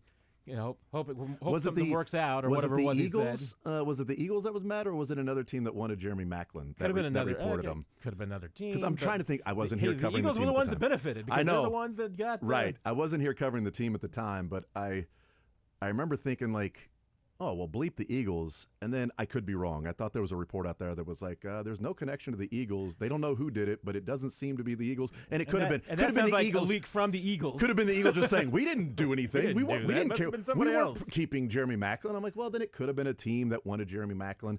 Like, nobody reported the Falcons. It was Kirk Cousins that reported himself. Kirk Cousins at his press conference said, you know, everybody here is just being so great to work with. Even the doctors talking to them and with my arm and what the plan was if I signed here. What's that, Kirk? Hold on. You Hold talked on to there. the doctors because legal tampering, you signed that, and they lost a 5th rounder because of his opening. Nobody was caring or mad about Kirk Cousins. The league heard him say that and then did the investigation and they took a 5th rounder. They didn't even give it to Minnesota, I don't believe. I think it was just Atlanta lost it. They just lost a 5th round pick for tampering Just with Kirk don't Cousins. say the quiet things out loud. Like, don't be dumb like that, you know? It's like, Inside voices. yes, I mean- and it's like James Franklin, which absolutely happened when James Franklin said that he was told that Howie Roseman's pitch to Saquon Barkley was about returning back to Pennsylvania and with Penn State fans and all of that stuff. And James Franklin saying, yeah, when they were recruiting him, you know, and told him about, you know, that Penn State, you know, past that he has still in him. Like, they signed him at the early tampering. And then you've got Saquon and Howie Roseman going, well, he must misunderstood. Like, he must have been talking about, like, maybe that's one of the things that would mean something to him. But there was no recruitment of. Yeah, James Franklin just randomly throwing that stuff out there for no reason. Whatever. Just use a different phone. Use a burner. Maybe Nick Bolton will come out in his press conference next week on a Zoom and come out and Well, say, he was- yeah, well, you know, got this deal done. And it really helped when, you know, the Raiders, you know, reached out. Oh, hell yeah. And, you know, Be and smart. told us, you know, hey, they were willing to go to 17. And I was like, I just don't want to play for Vegas, though. So smart. Oh, man, it's so smart. That'd be great. Now they'd have to prove it, but whatever. That would be smart. Nick Bolton does sign his deal. What do you think of him returning? I asked this question to a couple of different people, so I'll ask the same thing to you because curious your thoughts on this. I'm going to ask it 2 different ways. In a vacuum, Nick Bolton 3 for 45, Justin Reed 3 for 30, 31, whatever. And the devil is in the details with the funny money and everything. So just taking it as the most generic way possible. In a vacuum, those 2 contracts, which one would you have? Second part of it, specifically for the Chiefs. This team specifically, which is a better deal and a better player for this defense? I still would take the Bolton deal. On both sides? On both sides. Because, I mean, one, you're always going to go with the younger player. So as good as Justin Reed is, great a dude as he is, as available as he has been, and hey, yes, you know, Bolton had one injury, you know, season, and he's had some problems with the wrist. I'd still go with the younger player. I mean, and he's, I think, 4 years younger than Justin. 3-year still deals. pretty young, 3 deals man. going to get you into 30s, you know, with Justin Reed. He's still pretty young too, but I would still go with the younger player. You know, hey, Justin Reed at his age is, I would say, a plateauing player. He might give you the same level of play for maybe the next couple of years. In theory, Nick Bolton is an ascending player. He can still continue to get better. You look at what they do for you defensively. Hey, Justin Reed, great leader, but Nick Bolton, I mean, is the heart and soul of that defense. I mean, he is the quarterback of that defense. He's the guy that makes everything go. And he's not, and that's just not on game day only. I mean, Nick Bolton sets the tone in practices, everything. I mean, he is that guy on that defense. And then you look at the individual position groups. How well are you prepared to go forward without either one of these guys? I get being a big fan of Drew Tranquill and saying, hey, Drew Tranquill handled the job, you know, in 23 well when Bolton was hurt. He's also 2 years older now. And Drew Tranquill, I think it's been, 4 years since he's really played a full season as a starter. And he hasn't, I mean, only done it maybe once or twice in his career. He's been a part-time player, and now he's going to be 30. But also when Drew Tranquill was in there for Nick Bolton, Justin Reed was on the field. And Justin Reed was on the So field. this is the part of like people are like Nick Bolton and Justin Reed being gone. So if you're saying, well, Justin Reed, you've got Jaden Hicks, you've got maybe Shamari Connor moving back to being more of a safety, roving type player. If McDuffie slides down to the slot more often with Fulton and Jalen Watson, we can talk about that. So you can let Justin Reed walk, but boy, do you want to pay for Nick Bolton? Because look what happened when Drew Tranquill was filling in for him. Okay, But Justin Reed was also on the field. It wasn't Nick Bolton's off the field, and it's Jaden Hicks and Brian Cook as the back-end safeties that were there. You've drafted very well in the last few years. You got 3 of your own draft picks who are ready to start and be prepared. And I say that even with the caveat that Brian Cook, I think, took a step backwards last year. That's the general consensus. But I also think that second year off that ankle surgery, I think he's probably going to be better in year 2. So, and even if not, I think you're really excited about Jaden Hicks and Shamari Connor as even being your starters if that has to be the case, and that Brian Cook is your number 3 guy. I think that's okay. So I've got no qualms there. Mm-hmm. What do you do at linebacker? I mean, okay, you're going to say Drew Tranquil's going to be your Mike. Okay, he's older now, so there's could be a little bit of a drop off in play there.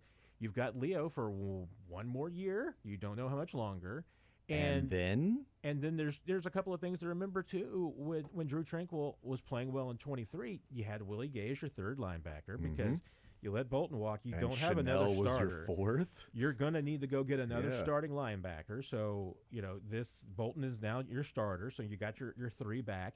But even when Drew Tranquil was stepping in there, the reason why he was able to play well, and I think he would even tell you this, the reason why he was able to play well is because he had Nick Bolton to learn from. He had Nick Bolton help him pick up the defense. He had Nick Bolton, who'd been working with these guys the last couple of years, and through all of OTA's training camp. I mean, they had Nick Bolton training that defense and getting them on the same page. So, I mean, Drew Tranquil benefited from that. So, and there's the other part of it too, which I going back, because I know a lot of people say, well, the Chiefs defense was even better. I mean, if you look at the numbers, was the defense better with Drew Tranquil? Yes, but was it within the margin of error? Mm-hmm. Yes. I mean, if you look at like yards per play, all of these things, they were not significantly better. They were just narrowly better with Bolton or with Tranquil.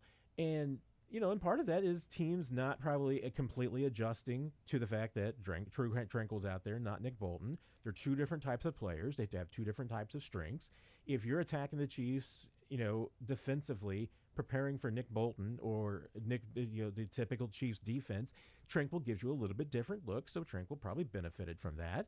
I mean, I at that time, maybe they were indistinguishable. I don't think that's the case now. I think Nick Bolton is the superior Mike linebacker. So for all those reasons, I think it adds up. The running backs have seen a resurgence in their value. And this offseason, I think there is something to be said about the off-ball linebackers. Zach Bond's contract that he signed, 3 years, $51 million, $17 million per year, and $34 million guaranteed. Nick Bolton and Jamien Sherwood, the exact same contract. And again, what do the details be? But they're both 3 years, $45 million, $15 million per year, $30 million guaranteed.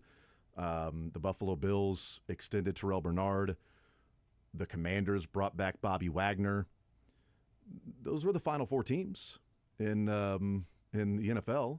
You had Chiefs, Bills, Commanders, and Eagles, and they all made a priority of their off-ball middle linebacker to bring back. I think there is some sort of a lesson there, right? Of what they're seeing, and not just, on-ball line, we're paying this. Because even the Eagles, they're not paying Josh Sweat. They didn't pay Milton Williams. Those guys walked, and they brought in Joshua Uche. But Zach Bond was their priority. Now he causes more turnovers. He's more of that playmaking linebacker. But still, is there a lesson there in that we're seeing the value maybe of these guys that last year Zaire Franklin signed 3 years, $30 million, and this year essentially kind of the same guy in Nick Bolton is 3 years, $45 million? Yeah. I mean, these things can come in waves, and sometimes it's just the particular players that are available in any given year and what they may drive up. I think there's a couple of things to it, though. One is that all of these guys are kind of signing in that second tier. Yeah. Because none of them are getting Fred Warner money. I mean, none of them are getting Roquan Smith top line money. All these guys are getting second tier money. Yeah, Tremaine Edmonds in Chicago, and Yeah. Yeah, those are the so- top three at 20, 19, and $18 million per year, and then Bond at 17. And then, as you're saying, sort of that second tier after that. Yeah, I mean, hey, maybe next year there's not going to be as many quality off-ball linebackers that are on the market, so maybe the price comes down a little bit. Yeah. You've kind of now set the market for what is the, maybe non-Hall of Fame caliber type, all-pro type, off-ball linebacker. But I even look at it, I'll acknowledge, hey, Zach Bond had a great year. He's had one great year, and I think he's 27. I mean, I still think that's a fairly questionable one because I wonder how that one's going to work out. And, once again, devil's in the details on the Eagles and their contracts, and we'll see how much of that is deferred money and some sort of craziness that he's going to have a cap hit in 2035. I think now he's more money, Bond is, but Sherwood, I think, is crazier than Nick Bolton. Sherwood got the exact same contract as Nick Bolton, only Sherwood started 7 games before this year with the Jets. Yeah. And then he starts 16 games, and he has 158 tackles, no forced fumbles, no interceptions. He had 2 sacks. He had 10 tackles for loss. That's Nick Bolton numbers, except for fewer tackles for loss, fewer forced fumbles, fewer interceptions, and way fewer reps. And he got the same exact contract off of 1 year doing that, and the Jets were like, cool, we're going to sign this guy to the same contract as Nick Bolton. That's where I would look at is their value for the Chiefs and Nick Bolton, because if Sherwood's getting that, then what would Nick Bolton have gotten in the free agent market? Oh, I mean, and I would have been wrong because I thought the market would come back to the Chiefs with Nick Bolton. Sherwood signing that tells me there was no chance they were getting Nick Bolton for $15 million per year or less. I am fairly confident that had Nick Bolton hit the open market on Monday, that an AFC West team would have come at him with probably at least 17 or 18 per. Maybe the one that signed Dre Greenlaw. Could very well have been. That like you're getting one of the one team's getting one of. By the way, that's the Broncos. The Broncos very signed Dre possible Greenlaw. that an AFC West team was getting Dre Greenlaw, and another one was getting Nick Bolton. Yep. Well, and are you saying the Chiefs would have Dre Greenlaw? Probably not what I was saying. Oh, I see. We'll take a timeout. What's on next?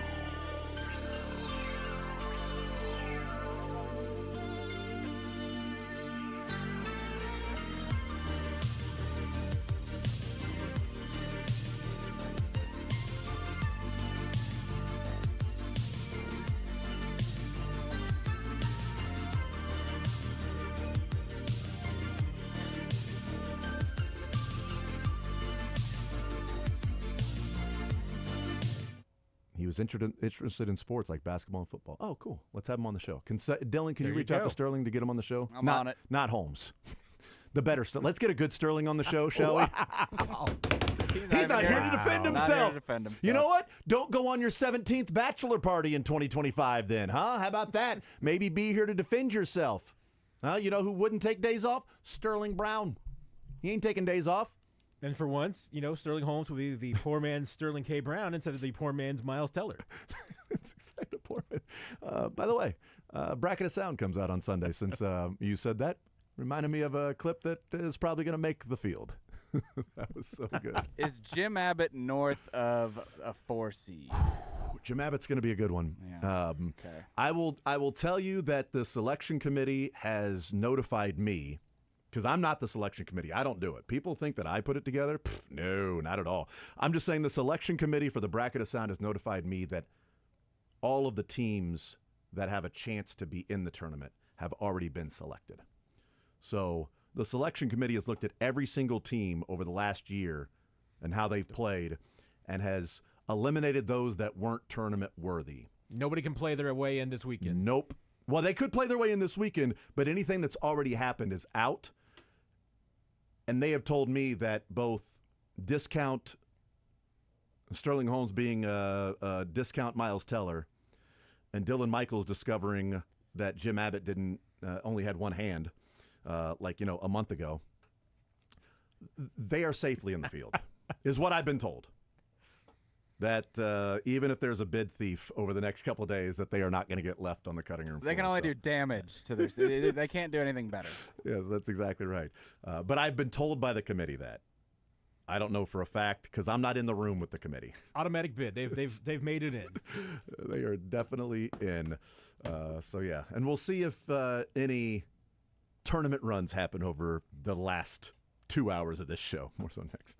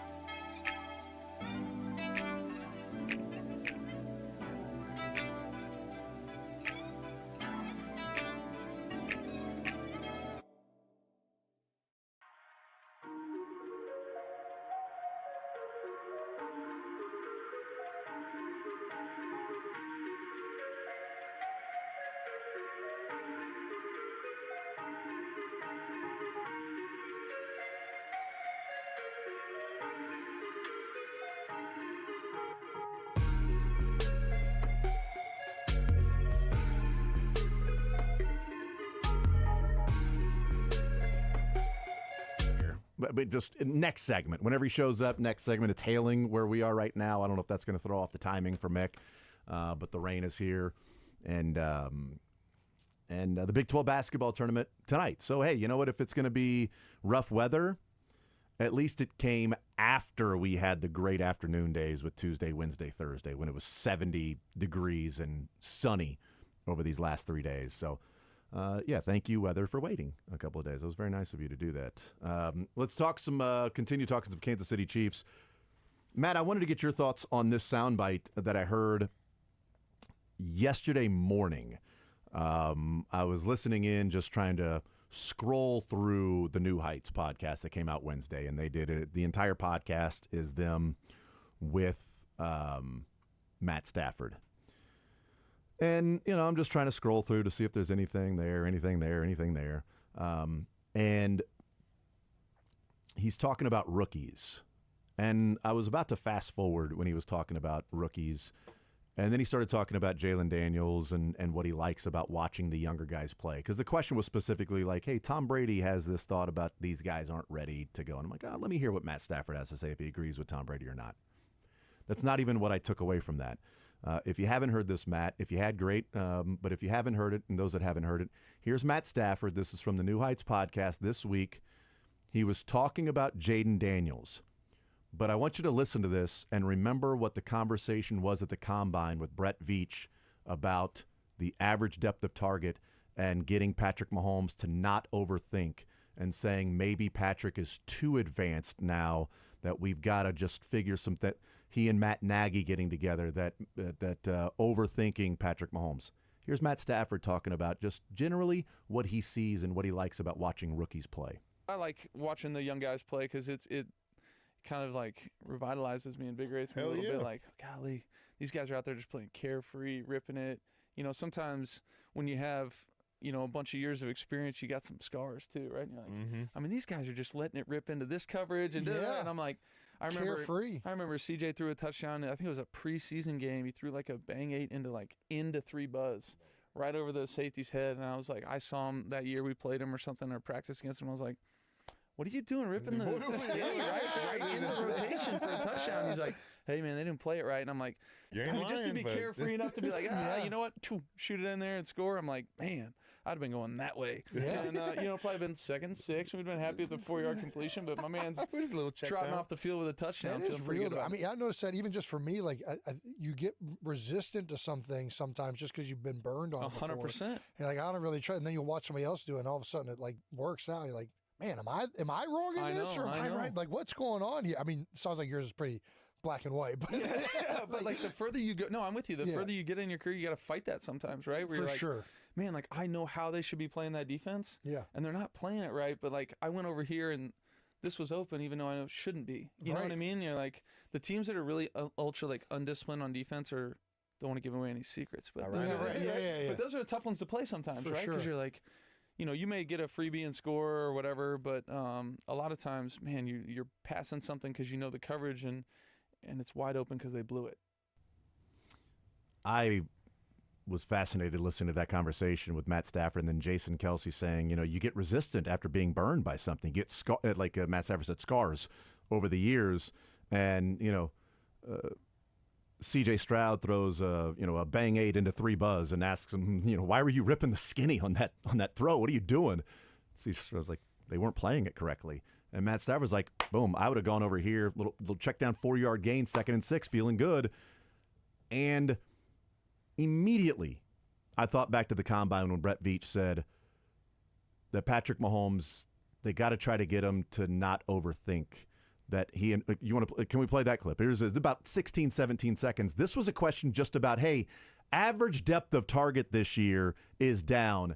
Any particular reason why? Here's his answer. I think we approach every offseason where we want to get him not overthinking. You know, he's grown and developed so much where Coach Nagy and I talk about this, where he knows maybe too much at this point, where, I mean, he's seeing things that maybe defenses don't even do now because he's that far advanced. Those things seem to me to be connected. that there were different defenses, Matt, that teams were running early in his career. So, the shells, the cover twos, the cover threes, things like that. But, man, didn't it feel like he was just ripping it? Like, I'm reading the field, whatever defense, that guy's open, rip it. That guy's open, rip it. And now it feels like he's so advanced. And Peyton Manning was talking about complimentary. Or, no, Kurt Warner. Kurt Warner was talking about complimentary, saying, okay, you guys are criticizing Mahomes because he's getting the ball out quickly and he's not throwing into tight windows. You understand that's a big part of playing quarterback is understanding what the defense is doing and knowing where to go before you snap the ball. That seems to be a connection where Matt Stafford is saying, I would have taken the little 4-yard check down. It'd be 2nd and 4. Nice job. Move on to the next play. And then Jason Kelce going, man, you're right. You get resistant after being burned. And Matt Stafford saying the older you get, the more you got to fight against that. And I love watching the rookies just rip it, just play carefree because they kind of don't know what they don't know. Is that what Matt Nagy or Brett Veach is talking about by proxy of Matt Nagy in Mahomes overthinking and being too advanced from maybe what the defenses are doing? Yeah, I mean, it's a great question, and maybe it is worth looking into it because, and I'll be the, I self-professed. I feel like that Mahomes is at his best when he's a little bit more judicious than he was maybe in 2018. I mean, hey, he was just ripping it back then and everything for sure, but probably lost a couple of games because he was just kind of ripping it because every once in a while, look at that game against the Rams. I mean, that was an absolutely incredible game. He was just ripping it regardless. I mean, he had 500 or whatever, how many yards and all those touchdowns, but also a number of 3 interceptions. The last 2 possessions were interceptions. And a couple of them were not good. Yeah. So, and they were in bad situations. I mean, that really was what ended up costing them that game, where the turnovers more than anything else, or the defense giving up 54 points. I mean, that was also they did have a pick six there, this defensive scoring. But still, defense giving up 40. Owned a piece of it. Definitely owned a piece of that. Don't get me wrong. Scandrick dropping the interception right in his chest that would have essentially ended the game before the Gerald Everett touchdown down the sideline. But anyway, go ahead. Sorry. But remember, we digress. Remember, this team was the number 1 offense in the NFL in 2023. And, I mean, not really a significant change in personnel between 2022. I was going to say, I thought it was 2022. They were number 1. 2023, 2024, they took steps back. But number 1 in 2022. The first year without Tyreek. And the first year without Tyreek. And largely, honestly, I mean, the same personnel between 22 and 23 that they had. I mean, Marquez Valdez-Scantling, Sky Moore was the only one they lost was Juju. I mean, it was really the same except for Kadarius is going to step up, Sky Moore is going to step up, MVS is going to continue his role. There's just no Juju. And what happened at the beginning of 2023 was Mahomes in the first month of the season had like 6 passes that had a 75% chance of completion, according to Next Gen Stats, that turned into interceptions. All those drop passes. And those weren't even tight windows. Yeah. Those were wide open. For most folks, week were a 1 lot of to wide open Toney. passes. Ugh. And I think that there is a legitimate point there, which is that, maybe that month might have changed Mahomes more than anything else, and in a bad way, because does he fling it into as many tight windows as maybe he was 5 years ago? Maybe not. Probably not. I mean, and he makes some throws now that every once in a while you're like, I don't think he would have made that throw 5 years ago, or at least that decision. And sometimes it's the right decision. It's just guys there, and defense played him maybe differently than they were 5 years ago. Yeah. So maybe that's why he's not seeing things the same way.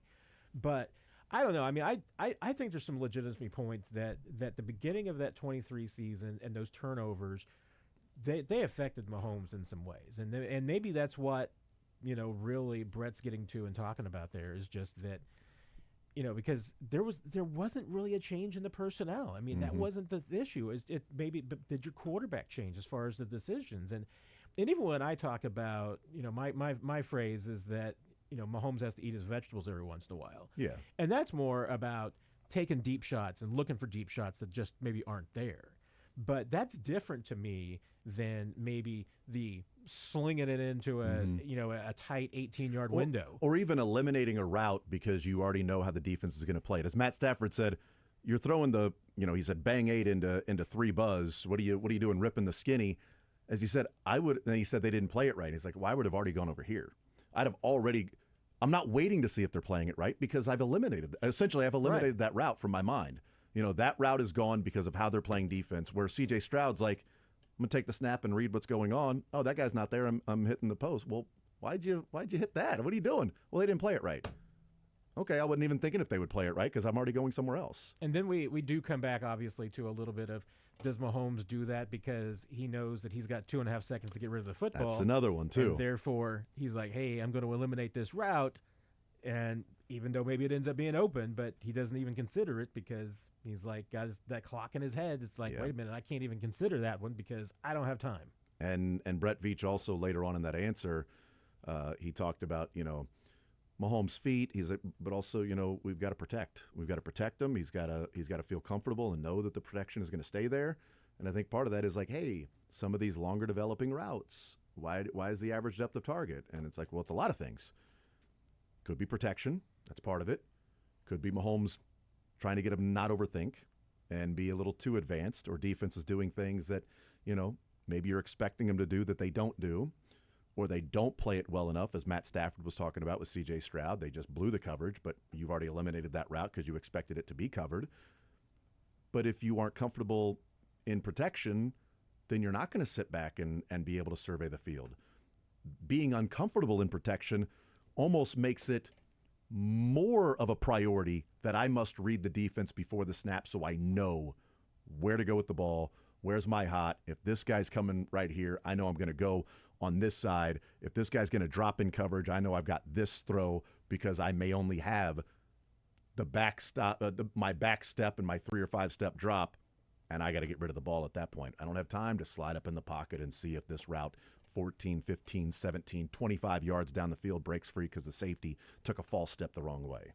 Yeah, I'm really looking forward to the next availability that we get with Mahomes because we can ask about what he thinks about what Brett said and that thought process and maybe even like Matt Stafford, like you get risk averse, like you get resistant after being burned, and Matt Stafford saying that he has to fight against that, of just saying this is how the defense is going to play it. I've eliminated this route already because I expect the defense to play that way.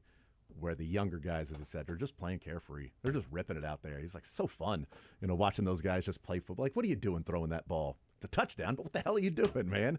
It's like, you watch basketball, the no, yes shots that guys take in college basketball. Like, what are you doing? Nice shot. All right, well done. But then you do come back to the fact that, hey, they're fun to watch and everything, but do they win? Yeah, do they right. win championships? Because I mean, it's like, well, what are they doing wrong? Oh, I know they didn't win a Super Bowl this year. That's what they need that right mix. You need that sweet spot of just the right amount of confidence and wariness. Yeah, it's like this front office, You can't have too much of either one. Yeah, it's like some people in this offseason. It's like this front office, man. I'm just so tired of what they're doing to this team, like this front office. Good God, man. I don't understand. They're not doing this. They're doing this wrong. They're doing that wrong. I mean, this is ridiculous watching this every year. We got to watch this. The Super Bowls and the championship games, you got to watch that. Like, kind of feel like there's a benefit of the doubt. It's not that they will never make a mistake and they're beyond reproach, because I think we're seeing that, if they could do it again, they probably wouldn't give the money to Jawan Taylor. Maybe saving that money and giving it to Andrew Wiley at $7.5 million per year, as opposed to $20 million per year for Andrew Wiley, an $11 million cap hit this year instead of a $28 million cap hit this year. Andrew Wiley, as opposed to Jawan Taylor, is he $17 million more against the cap better than Andrew Wiley at right tackle? Probably not. If you got Wanya Morris, would you do it over again? Maybe. There are some mistakes there. Probably wouldn't draft Clyde Edwards-Helaire. But the totality of what they've done in building the team has got them to 3 straight Super Bowls, and I'll give the benefit of the doubt, and we'll see what happens at the offensive line. If it's going to be good enough with Jalen Moore on the left side and Kingsley Suamata'i at left guard, are those things good enough for this team to protect enough for Patrick Mahomes? What do you think of some of the other moves? Christian Fulton, what do you think that does for the defense at cornerback? And I don't know if Jalen Watson's emoji of the sort of shocked face emoji when randomly after the news came down that Christian Fulton was signed, if that's good news, like shocked, oh my goodness, we got Christian Fulton, or Hold on, that's my job. What are y'all doing there?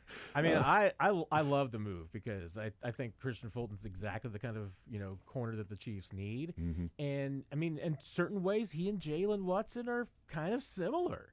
I mean, they're two different breeds of corner. I mean, they're different styles and everything, but that's, I think, how they could complement each other. I mean, I think that they are the same in that, neither one of them are true number one shutdown corners, but they've got strengths against certain types of receivers, and I think you can use that to your advantage. So to me, I mean, if this means that the Chiefs can put Trent McDuffie more into the slot, and those two guys are on the outside, and you can match them up as far as, and even when you're base, I mean, if it's going to be McDuffie and one of the other, I mean, you can match them up based on the other team's receiver sets. I mean, if you're going up against a team that's got a big receiver, maybe you want Jalen Watson out there because he's got more height, he's got more size.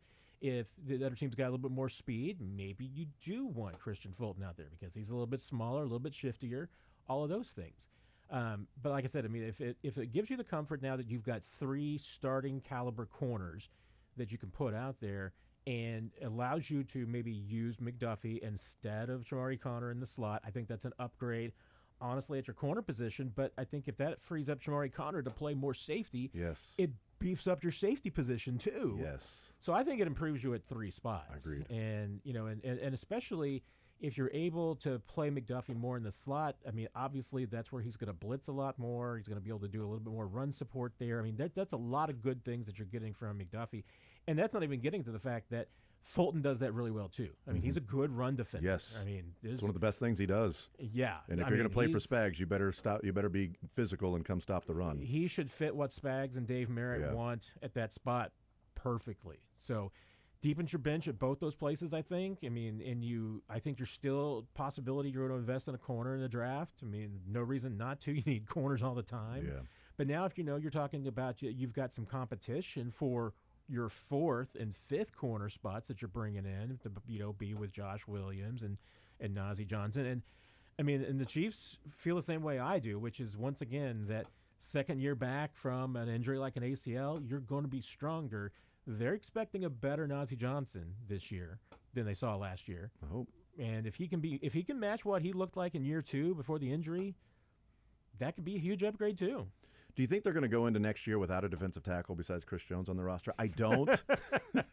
If they had to play a game today, luckily they don't. If they had to play a game today, they'd have a very small defensive line room. Would have a small defensive line room. You could do it in an oversized closet. Now those are big individuals, but you don't need a lot of chairs in the defensive line room right now. No, I mean, well, you need big chairs. You need big chairs. You just don't need a lot of them. You just don't need a lot of them. That's right. Is this sort of an indication that?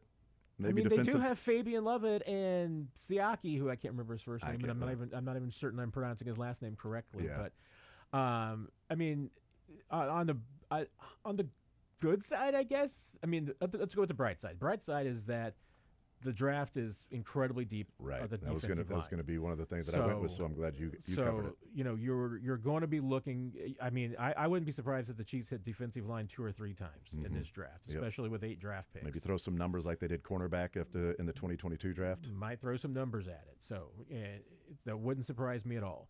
Then again, a lot of your guys that you've let test the market are still testing the market and haven't found anything. That's true. Maybe a Mike Pennell and a Derek Nottie end up back here. Not necessarily on the bright side because, I mean, you like those guys. They're good role players. They can give you certain snaps, but they're not impact players. They're not anybody who's going to come in and give you, what Tershawn Wharton did, 8.5 sacks, last year between regular season and postseason. So you could use another edge. You really need 2 types of defensive tackles. One, you could use another pass rusher like a Chris Jones without having to rely on moving your outside guys in like a Mike Danna and that kind of thing. And I mean, this team has consistently needed a younger Mike Pennell type. A 24-year-old who can just, be They were hoping they got that a in 1 Coburn. sack or a 0 tack. Yeah, I mean, and Coburn's actually kind of started to become that a little bit with Tennessee. But they need a really true nose tackle. And if Mike Pennell were 24 instead of 34, he'd be great for that role. Right. But they would need to get younger and faster and stronger at a couple of those spots. So, I mean, there's still some work to do. And I mean, they'd rather have another edge rusher too. And the fact that Charles Omenihu's still out there in the market, that's a good thing for the Chiefs because they'd love to have him back. They just need to have him come back at an affordable price. And if he's finding that the big multi-year deal is not out there, doesn't seem to be. If it was out there, he would have signed by now. And guys are coming off the board, and they're cheaper deals now. The guys are coming off the board, and I think if teams were looking for that for Charles Omenihu and wanting to pay what he's asking for and thinks he's worth, I think a connection would have already been made with Omenihu. So maybe the market comes back to the Chiefs, and he's willing to return on what is market value to be in Kansas City as opposed to going somewhere else. So I would like to see the Chiefs go defensive tackle a couple of different times in this draft. Maybe even if that's in the first round, then go defensive tackle in the first round. I'd love to see him trade back. That would be awesome if they could do that, but you need a partner to be able to trade back. But if this defensive line class is so good, there was another year where they had a decent number of defensive linemen, and they decided to trade back and got a player out of Mississippi State. That was a pretty great combination of size, speed, but was raw. And man, the problem is he plays his pad level's too high. He plays too straight up and down. He's gonna get the worry is that he gets pushed off the ball in the NFL, and you worry about his motor on the run game.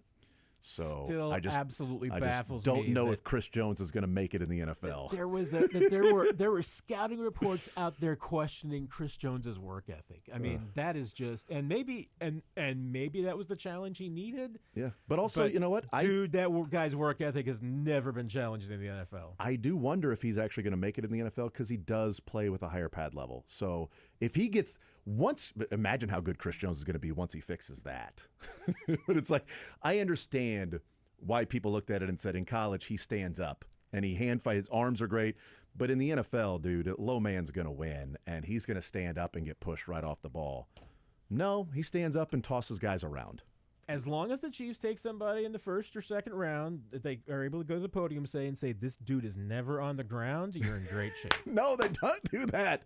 Don't do that. Damn it. Stop with those speaks of words that you're using there, okay? Nobody needs to speaks like that ever again at the podium. Dude's never on the ground Never and on he the ground. loves ball. Never on the ground. You know what? That guy is unaffiliated to the NFL. Dog.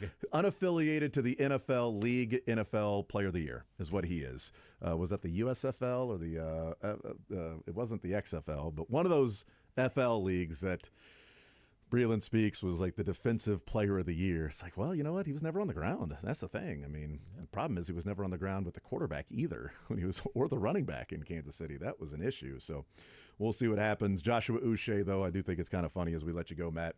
Joshua Uche signs with the Eagles on a one-year deal for about $2 million, a little less than that, and 4 void years. For Joshua. So It's true. It's a true story. 1 year, $2 million with 4 void years for Uche. So the Taysom Hill contract with 1 guaranteed. Howie Roseman is just he's a mad scientist. He's just going crazy. He's like, you know what? Everybody making fun of our void years. What if we had a 1 year, $2 million contract and we needed to stretch out the signing bonus for 5 years so our salary cap hit every year is $400,000? Although, by the way, if that's the case, would that ever make it to the top 51? Like, would Joshua Uche ever on their books make it to the top 51? Can you do that? Off season? I mean, he probably would just because his base salary is going to be higher as a fifth-year vet than True. all the 1 through 4 year vets. So he probably would squeeze into the top 51. This is random. I know I got to let you go, but does that, if you void out over 5 years, does that take away from the comp pick formula? Like, does that help the Eagles in a comp pick? Not that Uche is a guy that's going to cost him a comp pick because it's such a cheaper contract, but if that's stretched out over 5 years, would that be individual comp pick formulas over those years as opposed to it goes to this year? Understanding is like, is that the reasoning behind it? I mean, I don't know. I mean, that's my understanding is that it's based on, average annual value, but void years don't count in calculating average annual value. Yeah. So I don't know. If that's the reason, then maybe there is some chestnut checkers if they're worried that one deal can put them over a comp pick formula since they lost Milton Williams, they lost Josh Sweat, they signed Vaughn. What I haven't been able to figure out is how does because apparently this is the case, and I need like talk to Joel Corey, somebody explain this to me like I'm 5 years old. But how are the void years not accelerated when you release or trade, cut a player? Because normally that would be the case. You know, it all goes to that first year that they're out. Anything the first year is always, you know, the current year, and then the second year is always everything that's remaining. Yeah. So, you know, I mean, like if the Eagles were to release Jalen Hurts or to trade him right now, I mean, yeah, they would take the hit this year, and then obviously in 26 everything would accelerate. But apparently with void years that doesn't happen. So I don't entirely get. I mean, I get some of it because it's like they're buried in option bonuses and all this complication. And I mean, kudos to, and I assume the Eagles were the first ones to come up with it. Maybe somebody else was the first team to actually start doing these void years, but voiding a 4 void years on a 1-year deal for $2 million for a league minimum. The biggest one I remember was the Taysom Hill, and all 4 years of his contract were Taysom voided. Hill might have had that because they didn't know if he was a tight end or quarterback at the time. Yeah. Well, I mean, we knew. That was my joke about the Zach Bond deal. Is that, I mean, this is great. I mean, the Eagles are going to have a cap hit on the void years, I'm sure, in 2034 when he's 2 years removed from being retired from Jacksonville. I mean, Jacksonville's a good one. Jason Kelce, $16 million against the cap this year for the Eagles. This is his second year out of football. He's 2 years retired, but void years, he's costing him $16 million this year. So Jason Kelce is costing the Eagles more against the cap than he is making for ESPN at his $10 million contract. $16 million in dead money for the Eagles for Jason Kelce. That's where the price tag. It's all void years are fun. Yeah. But eventually you do have to pay the price. And if they didn't have $16 million dead cap hit for Jason Kelce, are they signing Josh Sweat? Are they bringing somebody else back? I don't know. But you know what? They got themselves a Super Bowl out of it. And they got Josh Uche to replace Josh Sweat. So 100%. You just one Josh for another. And Uche will fit better with the Eagles. I mean, their scheme and everything and what they do. I mean, Chiefs brought him in to see if, hey, a 3-4 linebacker could work for Spags and they could figure it out. Maybe he's not the right guy, but... Yeah. Wasn't worth a 6th-round pick, though. Matt Derrick's worth way more than a 6th-round pick. That's for sure. Matt, you're the man as always. Appreciate you hanging out with us a little bit longer today, man. Can't wait for the Bracket of Sound next week. Heck yeah. I'm living for it. Break that out on Monday is what we'll do, the first couple of regions. We'll take a timeout. We'll come back, talk with Mick Schaefer next on Sports Radio 810 WHB.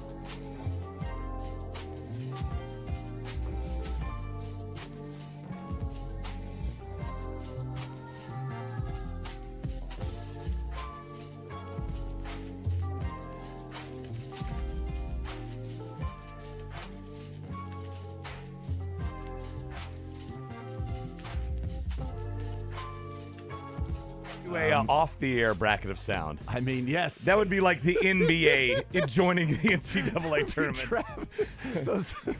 That's exactly right. Yes, it's like, well, hold on, this team. Wait a second. What are the Celtics doing here? This is that's the LeBron sound. Like, that can't be in this thing. Come on, that's ridiculous. He can't just return to school and play. He doesn't have any eligibility left. That's not eligible to play. That was in the break. Come on. Why is Iowa State playing the Cavaliers? They shouldn't. It's weird.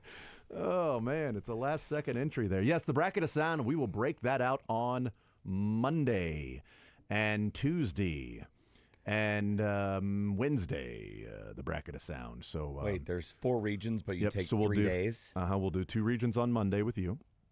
Okay. Or we'll do 1 region on Monday with you because we do Learn Funniest Best as well. And then 1 region on Tuesday with Todd. My OCD's and then 2 on Wednesday I feel like with you. you. Need 4 days for 4 regions. Or but maybe Thursday 2 days. Starts. 2 days. 2 days is the reasons. great. Yeah. 2 on Monday, 2 on Tuesday. Yeah. But actually, no, I'm going to be around for 3 of the 4. That's so exactly. I'll get over it. That's why we do it. Oh, yeah. That's why we do it, is because we do Learn Funniest Best and a bracket on Monday, and then 2 brackets with you on Wednesday. That's good. Yeah, so there you go. If you want, I'll come in on Tuesday. And I have nothing going on. And I picked the bracket that has less of you in it to play on Tuesday. Less of me, so am I in all the brackets? Well, I mean, you typically have a few sound bites that have made it. You know, I'm just saying. I have been notified by the selection committee that you do have a few. Thank you. You do have a few teams in the. I hear in the field this year. I hear it is. It's a tough selection. There's a lot of teams vying for it this year. If any year you would vie for expansion in the bracket of sound, this might be one of the years. This would be the year. There have been years past where I'm like, I feel like we've got the best teams right here. I think we got to 70, and I think we were good. But if they go to 76, this would be the year to go to 76. I think we'd be fine with that. Other years, maybe not. But yeah, it's a bigger bubble this year than it's ever been. And that includes a very strong team heading into the tournament known as Everything Sterling Has Ever Said. It's a very strong, probably higher-seeded team. I've been notified. UConn. I've been notified that it's going to be 3 of the 1 seeds are already decided in the NCAA tournament. Might be one of them in the bracket of sound. I've been notified as well. So when you've got Sterling's like the SEC of the bracket of sound. Could be 3 number 1 teams from him. Who knows? We could break it up. We can piece it out for parts, or we could put it all in one monster team. You know, just this is there's 10 draft picks on that team. That's that number 1 seed. It's crazy. You got a 5-star guy sitting the bench. That guy would have been a number 2 seed team in any other year. This is a rough year for that one. All right, we continue rolling along.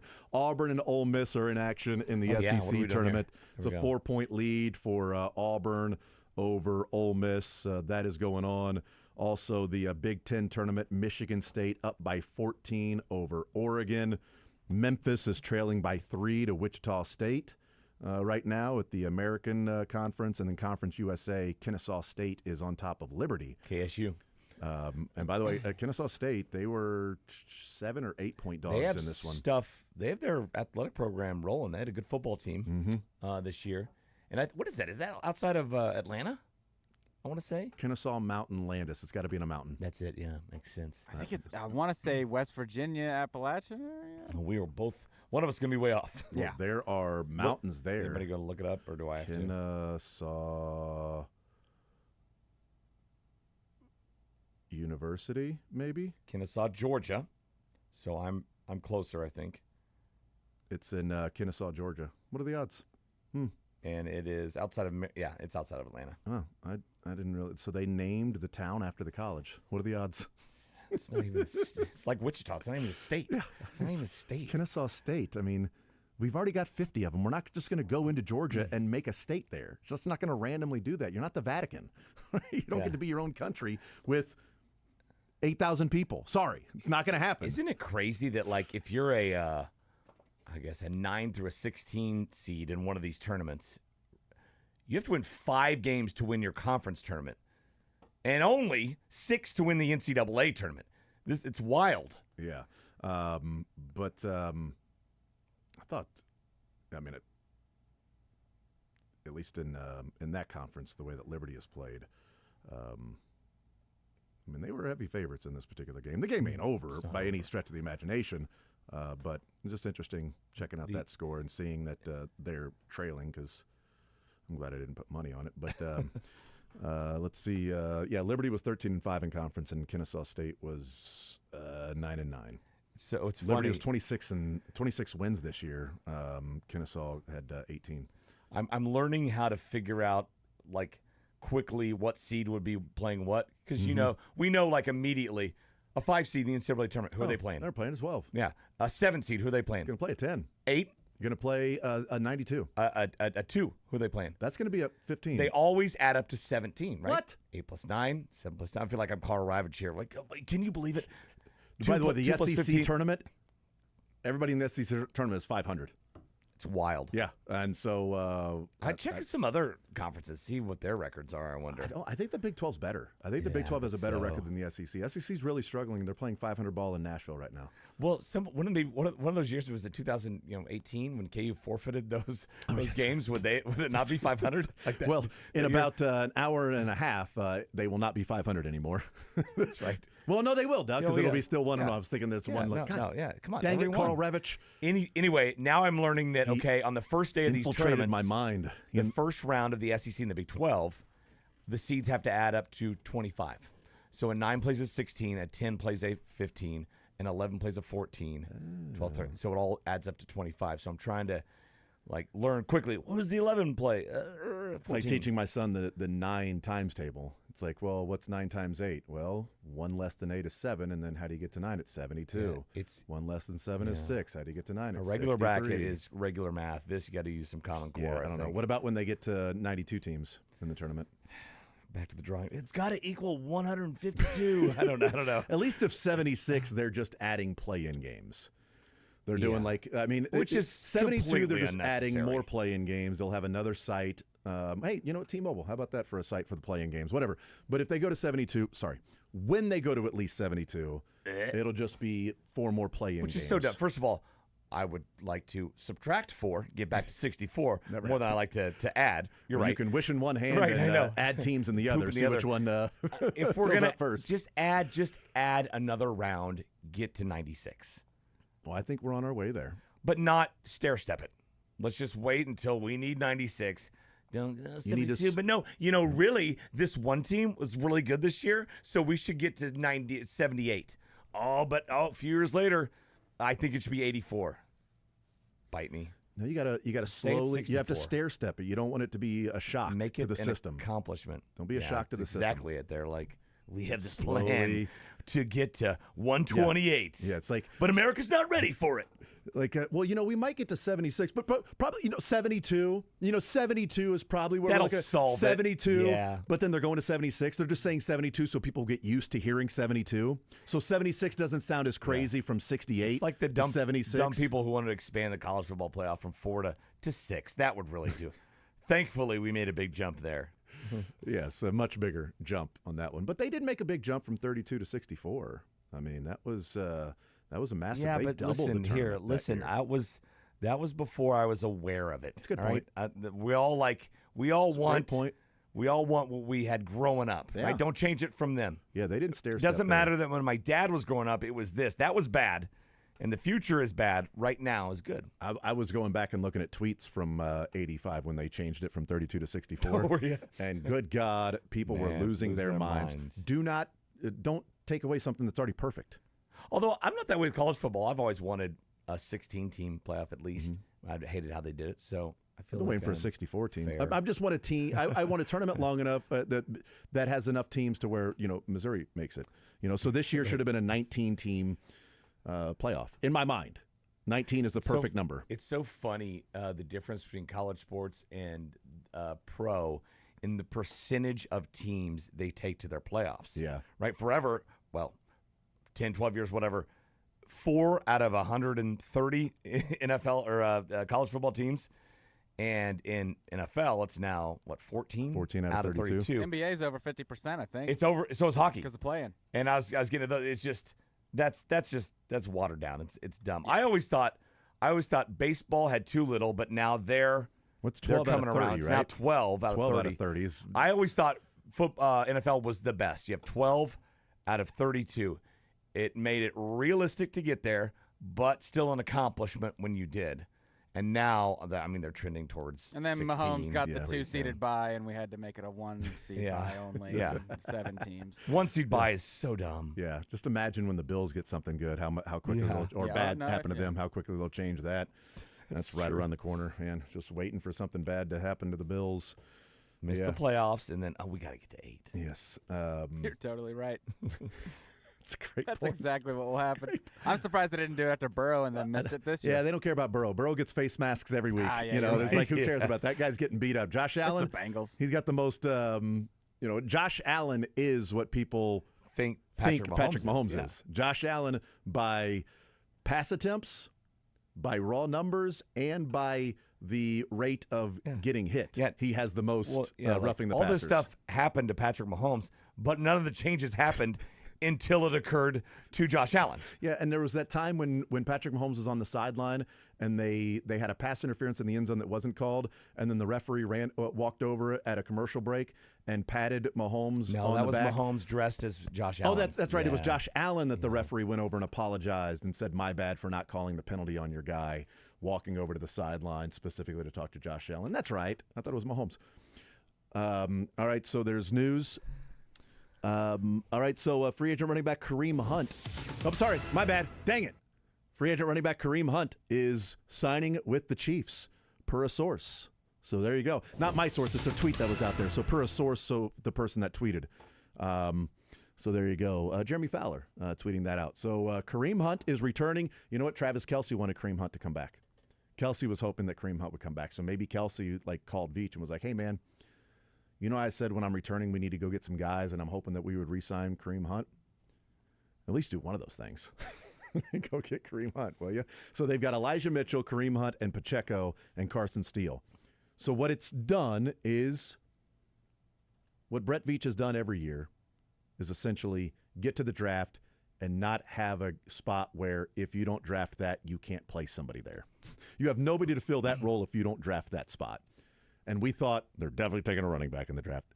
They could still take a running back in the draft and move on from Elijah Mitchell This to me, or Carson Steele. This to me means like Kareem that Hunt. we like this dynamic of our offense that we can sustain drives and have double-digit long drives and control the ball and control the clock. We liked that this year. Yeah.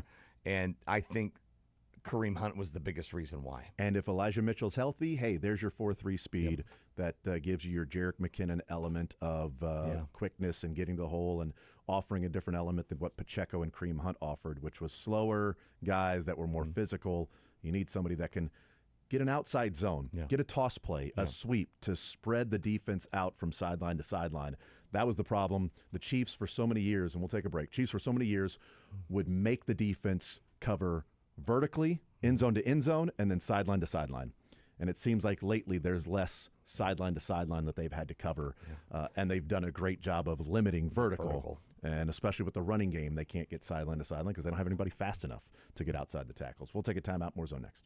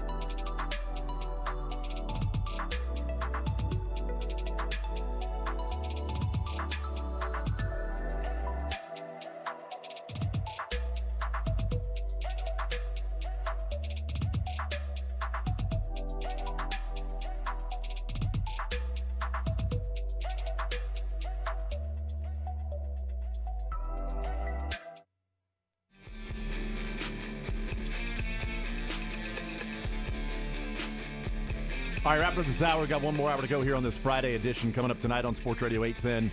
Both semifinals in the Big 12 tournament. BYU and Houston, and then Texas Tech and Arizona. So the winner of Texas Tech and Arizona is going to face off against the Cougars on Saturday night. One of the Cougars. One of the Cougars is going to be there. God, what are you, BYU? Come on, the non-drinkers knocked out the drinkers. Yeah. What are we doing? Let me ask you this. Since Andy Reid was in attendance last night along with Taysom Hill. I didn't know that. And then Who's there? I'm guessing Andy Reid will be there. Why would he be there last night and not tonight? Was the morning yesterday, right? That's a good point. The first game. What if BYU and Texas Tech both win? Let's go. Tomorrow night? Bring a little Andy Patrick activity. Right next to each other. Let's go. Yeah, I'm here for it. A little different than Andy Reid and Brad G going at it with Iowa State. A little different.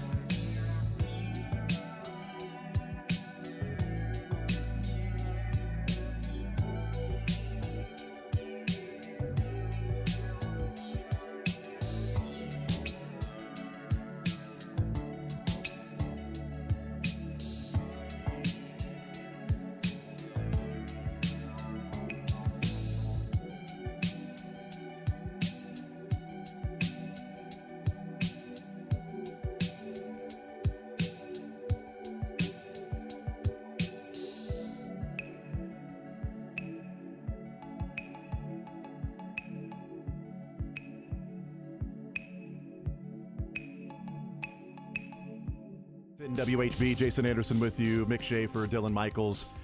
Maybe this is going to be old man yelling at cloud. Last couple of days would be more difficult to do that. Today, a little bit easier to yell at the clouds. But, I mean, I think back to when we were in school. I don't remember spring break. I thought it was like 2 days. Like, I remember like spring break, you got out on like a Wednesday. There were some years we didn't and you came back on a Monday. Or it was like a half-day Thursday and you came back on Monday. It's like, oh, your spring break. Here's a 3-day weekend. Yep. My kid's got 2-week spring break. He's got a 2-week spring break. His last day at your school. kids are homeschooled. That must be why. That's a great point. Yeah, they just don't have to do homework starting at 5 in the morning for 2 weeks. His last day today, he goes back to school. When he heads back to school, we will know who the Final Four teams are. We will know who's heading to the final. He will go back to school, and 2 days later, I will fly to San Antonio for the Final Four. That's how long he is out, which, by the way, kind of badass that the spring break takes place over the week of the NCAA tournament, so you get to be at home Thursday and Friday. You don't have to have, like we had probably, the teacher wheel in the TV. The cool teacher. Had to be social science teacher. You weren't getting that done in math. So, yeah, or the gym teacher. You know, it was always the whatever teacher that was kind of a coach too. They would wheel in the TV. Well, and there was only one option. Only one game that was on. Could only watch one game that was on. You got to watch the scores up at the top. It didn't make it better, but it was definitely more mysterious, and the suspense was there because you saw the scores changing. Yeah. Actually, probably in my day, I don't even know if they had those boxes up there. I think they did. would just or they would come back scroll from through. break, Yeah. and they would show you a highlight, and it was very, very suspenseful and mysterious. How about this for my spring break? My wife and my son are leaving for Cancun tomorrow for senior spring break trip. I'm going with my daughter on Thursday to volleyball in Minnesota. How did I end up missing the senior spring break trip with the son, and she miss with the daughter volleyball? Also, you're a daughter away from having a Mickapalooza. Of just Mick at the house with nobody else there for a few days. That's where I thought you were going. So close to a Mickapalooza. We need to ship her off to her cousins down in Wichita. You know what? How about you just stay the night with your volleyball friends for a few days? There, yeah. You know, just stay overnight. I packed you a bag. Yeah. I know it's our biggest suitcase, but you're going to be there a while. Yeah, there's a nice little closet over there. They probably have a cot. Yeah. You know, and just stay there. You know what you can do? Get extra reps in. That's what you can do. You know how you become a better. You know how you become a better volleyball player? Playing it in the dark. That's all true. Yeah, play it in the dark, and you'll be able to. Now you can instinct. I watched Jean-Claude Van Damme beat a guy in a grudge match kickboxing that couldn't even see because he got some dust thrown in his eyes cheating, and he still won because he couldn't see it. You know why? Because he trained in the dark. I'm just saying, this is for your own good. Mickapalooza. Game of Thrones, Arya killed a girl in the dark because she was trained for it. Didn't even need to see. No, I know. Yeah, I need to work on on that. Yeah, but, did you draw the short straw with not being able to go to Cancun? So, or is it 3 because years of the ago, NCAA tournament? 3 years ago, we all went. Well, three of us, mom, dad, and son, and it was like, I don't know, total like less than $5,000 for everything. It would have been $10,000. It's ridiculous how much it's gone up in just a few years. So just to save money was the biggest deal. And I'm like, all right, it's Big 12 tournament time. It was either go to Cancun or buy eggs. That was a choice we had. We could either go to Cancun or we could eat eggs. We started paying on like a year ago. I'm like, I'm going to find a way to weasel my way in. And it jumped up on me. I'm like, I'm not going. Now I'm like, I got FOMO bad. I thought maybe it was because you were a hard worker and it was the NCAA tournament. It was just because you couldn't afford that's it, like 6% of it. That's right. That's why I'm like talking to Sterling. I'm like, hey, Stu, you're going on your 17th bachelor party this year. No crap. And you don't have blackout dates of like big stuff going on. Well, that's what I was like. That's the big TV. It's the Big 12 tournament week. You know, this is going to be kind of a big deal. He's like, oh yeah, that's cool, man. You got it. That'll be fine. It'll be easier for you. I'm like, okay, that's fine. You know that they typically have you on stage, right, to help out. He's like, yeah, but it's bachelor party, man. I'm like, okay, cool. But I do want to remind people that the Miller Lite Fan Fest is brought to you by the CW Farm and Ranch guys venue, on stage yesterday. River Bluff Brewery, and Church of the Resurrection. Did you? Yeah. Nate and Steven? Yep. Did you They're hear that? really good at that. I don't like to give Nate compliments at all, but they're really good at that. There are things that I am totally okay with doing and things that I am not comfortable with doing. Being on that stage in front of those people, nope. Those guys kill it. They are awesome, and I would feel awkward and just not. It's not my scene to be up there trying to rah everybody, but they are freaking good. They're good at what they do. And you hear the controversy around Nate. No. So Nate, pep rallies that are up there. They're leading the pep rallies and everything. KU Arizona getting ready to start, so pep rallies. Nate gets on stage to endear himself to the fans and starts a U of A chant. So Nate Bukaty. What? Getting ready to play Arizona. Man. On stage at Power and Light chanting, U of A, U of A. And then goes into the T-Mobile and sits courtside rooting for Kansas. I mean, just playing both sides. Are you kidding me? They What fell in for the- it too, right? What in the heck? Are you kidding me, man? But yeah, that's what he'll do. He is up on stage for the people so much that he'll chant U of A with And them. I I heard didn't see he him was chanting MIZ. I heard he was wearing blue and red, which are the colors of Arizona. That's exactly right. God. And he was rooting for some sort of an animal. And it's like, not even like an inanimate object or anything. Like he was rooting for, it wasn't It's like worse. a hammer. Yeah, they're the Wildcats. He was rooting for the Wildcats. Wow. Yeah. Interesting, Disgusting. Isn't it? Yeah. Big controversy. Big Sellout. controversy. Yeah, Sellout. that's what people would say. For all the money he's making to be on that stage. That's why. He's got a price. Everybody's got a price. Everybody has a His price. is probably like free beer. Let's play Bill Self here after the Kansas Jayhawks lost last night. We'll play clip number 3 here because we talked about this in the first hour, Jack. And while questions were asked about being tired and fatigue and going into overtime against TCU, everybody up on the podium was like, "Yeah, that's not an excuse. We just didn't play well. They're like just better team. Didn't play exactly." And that's what they played better. They were good. Bill Self talking about it's points. I know they came out and hit a lot of threes, but we got killed in the paint. I mean, Arizona was plus 26 in points in the paint. But here's Bill Self, who was asked about sort of regrouping and getting ready for the NCAA tournament and how his team is sort of stacking up for that. Guys, our league is really good. It would be hard to win the tournament playing 4 games in 4 days with basically playing 5 guys, or 6 guys. So that's not I'm okay with that. But I do think this we need a couple of days to rest, and because we got a tired team. We've been riding the starters, or at least 4 of them hard for a long time. So we could use a little rest. Now I'd rather play tomorrow and not have rest, but it can also turn out to be an advantage for us going into next week.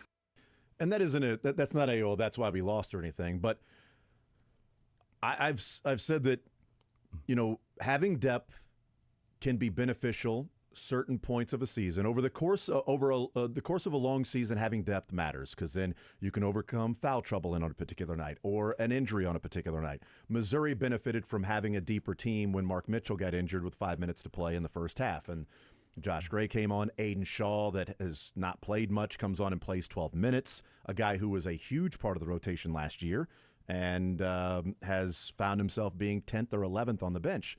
And he comes out there and plays some big, crucial minutes. And KU has been, a 4-person team and then a rotation for whoever that 5th guy is going to be. And if you don't have a lot of depth, it can hurt you in a tournament that's playing back-to-back games. Mm-hmm. To win a conference tournament, I do think if you're a deeper team, it's much more beneficial to you. But the NCAA tournament, getting the rest will help, certainly. But the NCAA tournament, the breaks are longer. You got more time to rest. There's a day between the games. You don't need the 10 players in an NCAA tournament game. Most teams cut down to 7 anyway, the deeper you go. So having those 4 guys, but I get the point of him saying, it's because he had already said earlier in the press conference, fatigue had nothing to do with that. It's like, guys might have been getting tired, but you got to play. You got to play defense. We weren't playing defense. We weren't doing some of the things that we should have been doing to win this game. And by the way, Arizona's really good. But also, these 4 guys are exhausted. There's 20-game conference season in the Big 12, and you've got essentially 4 guys, and you've been constantly trying to figure out who the 5th guy is. But every night it's like, well, I know I got to play these 4 and then figure out who the 5th guy is. And it's not A.J. Storr, who played 9 minutes last night. Not last night, it wasn't. No. It's now 4 This is now the third straight time that AJ Storr has scored double figures and followed up with 0. It's now 3 in a row that he scored double figures and then came back with 0. But yeah, I think some rest can help, but matchups are going to be more indicative of that. And do you go up against a team that shoots a bunch of threes? And if you do, that's going to be rough for Kansas because they've been good guarding that 3-point line. Yeah. They're playing defense overall in a lot of these games. Yeah. I don't understand. Like some of their defensive efficiency numbers are so good, Mm-hmm. but then some of these scores, I'm like, they're giving up 90 points. I'm giving up 80 points here. Well, I don't know where that's coming from. Right, and Bill Self was like 70. He said last night in the press conference, 77 should have been enough to win. It's like, we're scoring 77 points. That should be enough. And so him lamenting the defense the last 2 nights because he started off his conversation guard anybody against UCF. No, that's what he started off his conversation with Greg Gurley was like, no, it was, gosh, I know he said disappointing, but it was another word before that was like stacking on to how disappointing it was of how they play defense. Even in a win, you win the game in overtime, find a way to walk out of there, get to play another day. And the first thing he said was just how bad and disappointing it was and how they play defense. And then he starts off the press conference last night with defense not good enough. Look at the 2 best teams in this league, Texas Tech and Houston. That is their calling card. And they don't have, Cryer and Toppin are really good players, but they're not these dynamic offensive forces. They're guys that can do everything. And I wonder if that's the trend now. And with Texas Tech, it's shooting a bunch of threes too. So they've turned into the Warriors to a degree, and they're shooting tons of threes. Well, last night was an indictment kind of on KU, and they shot the three well. 14 threes. They had a couple guys on fire, and it wasn't enough. That was the thing he Self said the day before, the pros and cons about playing a team, twice in 5 days. He's like, the pros are you should know the scouting report. You should have it still top of mind. The biggest con, though, is that they're a really good team. Because we played great on Saturday, and it was barely enough, right? So we're going to have to mimic that and hope then that can repeat, and it just didn't happen. There's an even game in the middle 30 minutes, but the first 5 or so, maybe 10, Arizona dominated, and then they dominated the last 4 or 5 minutes. Well, they hit 5 of their first 6 threes, and Arizona ranks 265th in three-point percentage this year. They don't shoot many threes. They don't make many threes. It's not part of their game, and they hit 5 of their first 6. Now, second half, they went 1 of 7, but they were attacking the paint. And as Bill Self was saying, they got killed. KU scored 20 points in the paint against Arizona. They scored 40 against UCF. UCF scored 30 in the paint. Arizona scored 46 in 5 fewer minutes. So, they were giving up threes early. That's just not Arizona's game. But really, it was the second half when guys were getting easy buckets. And, you got a couple guys coming off the bench that score 17 apiece. And they have a deeper team that can go to the bench and find somebody that can score 17 on a night when somebody else isn't bringing it, on a night when KU looks like down the stretch. I think they did lose their legs. Whether we call it an excuse or not, I think a good portion of last night's loss probably took place on Wednesday night, having to play 40 minutes. Because I think Zeke Mayo's, the last threes that Colorado Zeke Mayo won shot 2 nights in a row, though. Yeah, but they're so much better. Yeah, but Colorado plays 15 guys. Can you believe that? Isn't that crazy? They play 15 guys. They all could. 20 I minutes. don't watch Colorado, and except for the Tuesday. Would you Wednesday. believe they play 15 guys 20 minutes apiece? I wouldn't believe it because it's not true, but it's crazy. I just hate that they're the first 16 seed to ever lose in this tournament. Colorado is. And for also the first 16 seed to ever win. Yeah. Finally, the Big 12 has a 16 seed win in the tournament. But I think Zeke Mayo's the last few threes that he shot being as short as they were off the front rim. I'm like, man, he was on fire, and then all of a sudden everything was coming up short. I'm like, that's a part of it. But here, Bill Self was asked about the fatigue, and again they kept saying that it isn't part of the excuse, but because they were constantly asked about the game against UCF. So the question was, playing your second game in your back-to-back nights after an overtime game, which everybody across conference tournament is doing, did it impact your strategy at all getting ready for Arizona? I don't think the strategy was affected. Maybe the execution of it wasn't quite, but those are all excuses. I mean, the bottom line is we didn't make them play bad. And in order for us to be a good team, and when we played our best, we made our opponents not play very well. So that to me is the biggest thing. Scoring 77 points should be enough. Oh, there you go. That was the clip that where he talked about playing defense, and 77 should be enough, and they gave up 88. I think with KU, whenever they have these down seasons, which is not often at all, I would call last year one, we look for all these intangible things like fatigue and, rotation and playing the right guys. When in reality, it's like they're just not as good as these other teams, and it's possible for blue bloods to have these up and down seasons. North Carolina may not make the tournament. KU has been the anomaly of all the blue bloods, making the tournament every single year. Kentucky hasn't done it. North Carolina hasn't done it. You take these dips, and then you bootstrap it up, tie the shoes, get right back to work, and bring in classes and get back to what you were. I mean, KU, the level of consistent greatness they've maintained is an anomaly amongst the very best programs. Jason, wasn't it 13 when Kentucky didn't make the tournament? Yeah, and then the next season was almost the undefeated season. Well, they won it in 12. They won in 12, Yeah, that's right. missed in 13. In 14, they were the 8th seed.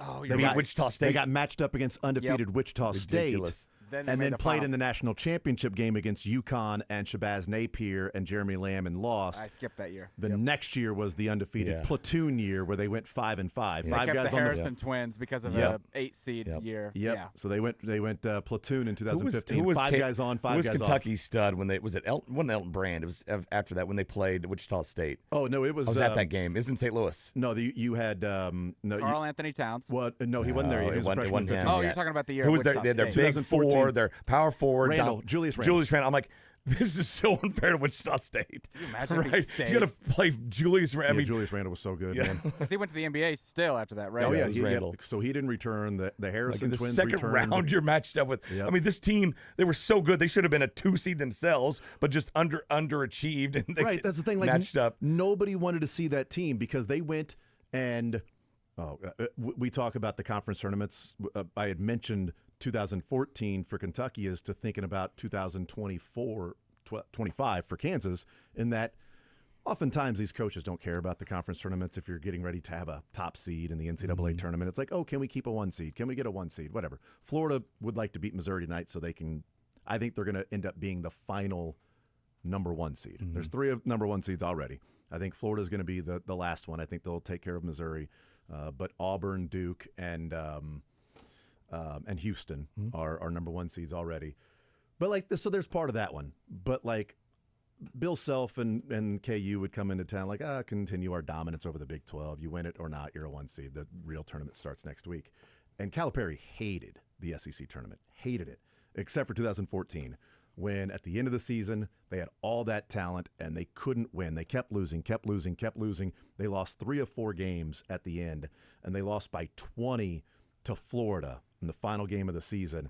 And they go into the SEC tournament, and Calipari has a press conference where he says, I've made a tweak to this team, and we figured out what our problem is, and now we're ready to take off. And so all week, people are like, what's the tweak? Oh, my God, what's the tweak? What are they doing? I think the tweak was him just saying, hey, guys, let's start over. Or telling them, hey, guys, we figured something out. Yeah. Because they got into the SEC tournament. They beat LSU by 20. They beat Georgia by 15. And then they lost by 1 to Florida, a team they had just lost by 20. They lost by 1, and then they were an 8 seed. And they beat Kansas State in the first round. And they beat Wichita State in the second round with James Young 3 at the top of the key to that huge shot that was made. Then they go to and beat Louisville in the Sweet 16. Then they knock off Michigan. And then they beat Wisconsin with Aaron Harrison's 3 at the buzzer that went in by 1. And then they go and they lose to Connecticut in the championship game. It's like that team lost 3 of 4, couldn't figure it out. And they still had, Julius Randle, the Harrison twins, James Young, Alex Poitras on that team. Willie Cauley-Stein was on that team. And that's why that rematch in the undefeated year against Wisconsin was such a big game, because they each ended each other's runs, basically. That's I forgot about that. Although in that was a good rivalry. Although in 2014, Willie Cauley-Stein broke his foot in the Sweet 16. So he would have helped in the championship game against UConn, but he wasn't out there. But it also helped him return to Kentucky because he was rehabbing a broken foot instead of getting ready for the draft. So he returned, and then you got the platoon. But anyway, that's sometimes you can use the conference tournament that way. But not every blue blood is going to make the tournament every year, like Kansas does every single year. and they're always better than an 8. Like it's 8 seeds the worst ever. It'll be better this year. It'll be a 6 it'll or be 7. Probably a 7. I would guess. But I think that they haven't had the best of luck in other conference tournaments with teams that are right around Kansas that have won some games. But this year's been the most I've ever heard self-talk about like psyche and stuff, right? They've always been so good. It's all been just kind of X's and O's and what are we going to do about this guy, as opposed to Missouri last year when Gates is having to struggle through that season. Every press conference talking about the kind of the mental state of the team and our approach and all this stuff and all those psychological games you have to play as a head coach. I feel like Self's never really had to do that. We did a one-on-one with him a couple weeks ago heading into the tournament, and I asked him, like, have you ever done that? Because after the Oklahoma State game, he's like, we're 1-0. These stats right here on the sheet, right? Those are the stats for our year. That's how we're approaching it. And I asked him if he's ever done it like that with a team before, and he's like, probably not with a team, but individuals he has. He's gone up and like, listen, you're not shooting 24%. You're shooting 40. Well, this last game, that's where we're at. We're kind of restarting. So he's done with individuals before, but this has maybe been the first time he's done it with an entire team. Has it worked? I don't know. They've taken some losses since then, but moving forward here, we'll see, I guess. It's almost like the team has lost confidence versus in the past where it's like maybe one or two players where he has to go up to and say, hey, man, like, because usually good shooters, you don't have to say that, hey, you're not 24%. They already think that. Yeah. They think they're shooting 60%. So that's why they probably had to do that to Timberlake a few times last year. Probably. It's like, hey, man. That's right. He should have gone out there and just, Hoosiers went and measured the three-point line. Look, Allen Fieldhouse, this three-point line is the same as it was at Towson. It's the same damn, you didn't move up from high school to here. Okay, you were shooting threes there. It's the same dang length. Although the shooter's background might be a difference. Something's going on at T-Mobile, Mick. Last 8 games, man. Might be the court. Wednesday, might be. The court. The four games Wednesday and 4 games yesterday. Combined, those 8 games, teams are shooting 40% from 3. They're averaging 20 made threes per game. All chalk in the Final Four here, too. That's right. All chalk. That's right. It's all chalk. Everybody get a bye. We'll take a timeout. We'll come back. We'll talk Mizzou getting ready for Florida tonight. But just as a quick little as we go to break, thinking of that platoon team that was undefeated, the starters were the Harrison twins, Alex Poitras, Willie Cauley-Stein, and Karl Anthony Towns. The backups were Tyler Ulis, Devin Booker, Trey Lyles, Marcus Lee, and Dakari Johnson. That was the second string that would come in. That's why they had to do a platoon, because you got 10 guys that are all going to end up being drafted. Or something. Devin Booker was playing like 12 minutes. Coming off the bench. That's ridiculous. That's unbelievable, man. All right, Trey Lyles, lottery pick. Dakari Johnson was a first rounder. All right, we'll take a timeout. We'll talk Mizzou, Florida, Dennis Gates, what he thought about the defense late. Wasn't exactly happy about it. Tamar Bates, they played a football game last night. And also the Royals show up on a couple of MLB.com top lists. What do they show up on those top lists? We'll get into that next.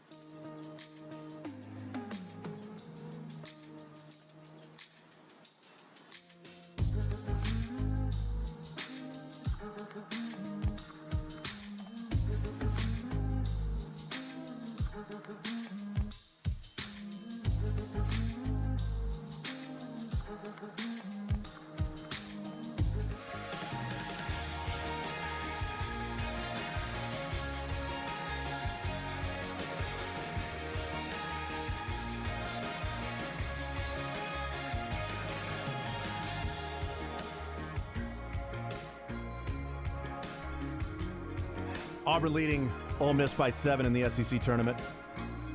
It's crazy. Like, you look at the seeds. It happens in the Big 12 quite a bit, too, but the SEC especially. What Mizzou and Mississippi State are projected like 7 and 8 seeds in the NCAA tournament, and they were 7 and 10 in the league tournament last night. Liberty has stormed all the way back. Thank God. That's who they're thanking there, and too. He is a big fan of theirs. That's the thing. It's like he actually, you wonder, like, oh, is God a fan of theirs? Well, Liberty, yes. They were up 80-76. Kennesaw State gets fouled, hits 2 free throws, and then Liberty is up by 2, inbounding the ball. Kennesaw State fouls them. Liberty hits 1 free throw to go up 81-78, and then before Kennesaw State could get a shot off, Liberty fouled them up 3. So there's 1 second left. Kennesaw State's going to shoot 2 free throws. Liberty's up by 3. So they're going to have to make one. You have money on this game. No, I just this is a fun one to end on. It's that's not a good game. 2-bid league, is it? No. If Liberty loses, no. Just updates on what's going on. Memphis is up by 11 on Wichita State right now, and then Grambling State in the Southwestern in the SWAC is up by 5. Loyola's up by 11 over St. Louis right now. So SLU in the A10 tournament. So we've got the Big 12 tournament coming your way right here on Sports Radio 810 WHB. Coming up at 6 o'clock, it is BYU in Houston. At 8:30, Texas Tech and Arizona. And yes, we are all rooting for a BYU-Texas Tech matchup so Andy Reid and Patrick Mahomes can go at it. As courtside seats. Fist fight at center court. 100%. Yes. That is absolutely. Andy Reid can do the putting contest at half court. And then, or full court, and then Patrick Mahomes can do you got to make a layup, a free throw, a 3-pointer, and then a half-court shot to win. They can do the 2 contests together. Can I tell you I've been impressed with the fans in town. Yesterday I went around interviewing fans from not KU, K-State, or even the Iowa States of the world, but like the teams that joined in the last 2 years, asking them basic stuff about Kansas City, expecting to get pretty dumb answers. Well, you stumped one. You got schooled? No, there was some Iowa State fan that was definitely perplexed. Yeah. But I had like 5 questions. One was, what state are we in right now? Thinking half of them at least would get it wrong. Every person knew Missouri. I'm like, damn you. Good for them. College-educated brats. Yeah. And then the other one I thought they might mess up on was, what type of food is Kansas City known for? They all got barbecue. Yeah. They all got it. Should know that one. A couple others. The only one they messed up on, and that was basically the topic of my story. Not even half of them got how many teams are in the Big 12 right. Oh, that's amazing. Now that's pretty good. And it was great. And so we got some great reactions. So many of them just paused.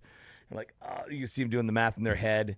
And we got answers. I see the still shot of the Iowa State fan that's like, We had fun. We had fun with her reaction throughout the story. We kept coming back to it. They would cut back to that, like outside of other questions, and they would come back to that picture. I need to see this package. The guesses, anytime.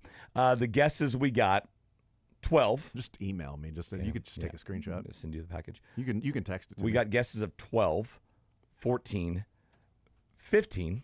We got some right guesses of 16. That's good. And we had 18. I don't think there were any guesses of 10. But that was so we had enough content right there. I was thinking all these other questions people would get wrong, but no, that was basically the only one they got wrong. Amazing.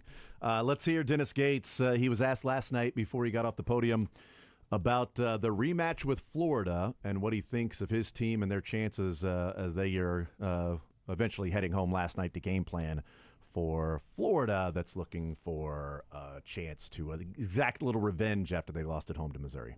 Quarterfinals, obviously you handed them their only home loss of the season. Just a challenge of facing them for a second time, and your thoughts on that matchup. They're a number 1 seed in the NCAA tournament, and I don't know the strength of that number 1 seed, but they're one of the top 2-3 teams in the country in my eyes. I think no one has given them the amount of credit that they deserve. I don't know if they were even ranked number 1 in the country for multiple weeks, but I do know that's how I look at them. It was a great atmosphere when we played in Gainesville. Todd Golden, I respect them. I respect their entire program. They're not the same team that they were then. I think they have gotten better. I think they've added a crucial piece to try to make a SEC championship run, an NCAA title run with their big fella. He's back. He's one of the best players in our conference. Obviously, the number of games that he played didn't allow him to be on the all-conference team, but he's an all-conference type of guy. So for me, you know, both teams have gotten better. Both teams have gone through the storm of the regular season SEC, and we're excited to break down film. And they've been patiently waiting in their double bye, which they earned, to pursue a title, SEC title. I completely agree. Florida might be the best team in the country. They've flown not under the radar, but under that, like, people have loved Auburn, Alabama, Duke, and even Alabama, and even Houston radar. Yep. I'm like, their resume is as good as anybody else's. They've got 3 losses on the season, and 4, I think. 4 of them, yes. 3 losses outside of Missouri. So they got 3 road losses, which there's nothing to be ashamed with the losses that they had on the road. Kentucky had to score 100 points to beat them. They lost by one of the more perplexing ones was losing by 20 to Tennessee. That was the only one. I mean, you lose at Georgia. Georgia's they're ranked some. It's fine. They're at that point. They're trying to fight for Tennessee's a the only one, but Tennessee was like 6th at the time. Yeah, still 6 now or something. The loss at home to Missouri is one that's been sticking in their craw for a while. I would be concerned for Mizzou tonight. I think Clayton, one of the best players in the country, too. I'm like him. Like, why don't we know all 4 number 1 seeds now? Everybody talks about we know 3. I think Florida should firmly be in there. Yeah, I think if Alabama wins the SEC tournament, then there would be enough wins that maybe they could leapfrog. Maybe Tennessee as well if Michigan State wins the Big Ten. But I'm with you. I think Florida is the 4th best team, or maybe better, but the 4th number 1 seed. That's what's like Missouri. Why aren't they they could be the number 1 overall. Yeah. I mean, they've won 9 of their last 10 in the SEC. They have the same record, I think, as Auburn. They beat Auburn, and it's in the SEC. Auburn they've gone about, what is it? Oh gosh, they've had 2 losses in about the last 2 months. Mm-hmm. Auburn had 2 last week, and one of those is to Florida. And that's like Florida. No, one's to. One Tennessee. of those losses is to Florida as well. Auburn. No, I'm talking about Florida. Oh yes, one of Auburn's. Yes, sorry, losses, one of Auburn's losses is to Yeah. Florida. Like Florida's 9-1 in the last 10, and they've knocked off Alabama, Auburn, Tennessee, Mississippi They State. went to Mississippi State. They went to Ole Miss. They won those games. Like they have some legit wins in this 10-game stretch. The one loss being at Georgia, which again, you got 10 games in there, and you lose at Georgia that's trying to get a tournament bid. Yeah, Florida's been playing awesome. And again, I would be concerned for Mizzou tonight if Mark Mitchell doesn't play. And Florida's been waiting to get Missouri again. They were pretty pissed off about losing that game at home to them. Missouri's 9.5-point dogs. May take the Gators on that one. Really? And by the way, Todd Golden, that you always pay attention to the names that were being discussed around a coaching hire. And so Dennis Gates gets hired. Todd Golden was at San Francisco, took that team to the tournament. He was a hot name. Matt McMahon at LSU was a hot name from Murray State, and Coach Ja. You know, it's like, oh, that guy got Ja Morant to Murray State. You know, they won a game in the NCAA tournament his last year, and then he got the LSU job. And he's won 14, 17, and 14 games in those 3 years. And you got Dennis Gates from Cleveland State, and he goes to the round of 32, rough year last year, to now another tournament team, 2 out of 3 years. Matt McMahon has been a bust at LSU, and Todd Golden's been a star. Yeah. And now having a number 1 seed in Florida, depending on what they do in the NCAA tournament, he seems like an ascending coach that's putting some teams together. Real quick, I told you we would tell you about the baseball top 10 pitching staffs ranked at MLB.com. Overall pitching staffs, not just, hey, here's your starting 5, here's your bullpen. They even look at some minor leaguers. Royals come in at number 8 which is pretty good. And it says Royals overhauled their approach to pitching when J.J. Picollo took over as general manager, bringing in analytically inclined manager Matt Quatraro, pitching coach Brian Sweeney, bullpen coach Matt Stetter. Certainly helped having Bobby Witt Jr. elevate himself into MVP conversation. But the primary reason the Royals made a history as 106 to winning 86 is their pitching backbone, and then goes into talking about Cole Reagans. And then the other thing, they are doing a survey of players at MLB.com. They're asking all the MLB beat writers to survey every player in the clubhouse on all these different questions. And the one that came out last night was, who is the best defender in baseball? These are baseball players voting on this, not media. Baseball players voting on this. Number 1, Andres Jimenez for the Blue Jays, was with the Guardians, second baseman. Tied for first, Francisco Lindor, shortstop of the Mets. Number 3, Bobby Witt. Take that. Bobby Witt. How about a second baseman being number 1? Yeah. So all the people that were complaining about Bobby Witt getting a gold glove, it should have been Volpe, it should have been this or that. Not according to the players that play the game. The players think the best shortstop in the American League defensively is Bobby Witt. Oh, and he also won a batting title. Yeah. And stole 30-some-odd bases. So thought that was interesting. The players voted Bobby Witt the third best defender. Not best shortstop defense. I'm going over for all his ZOUs this year, okay? Let's do it. Over on stolen bases for sure. We're going to set the stolen bases at 95. I'm going to go under. You said over. He said he's going to go over. Oral bets are binding. Cuts next.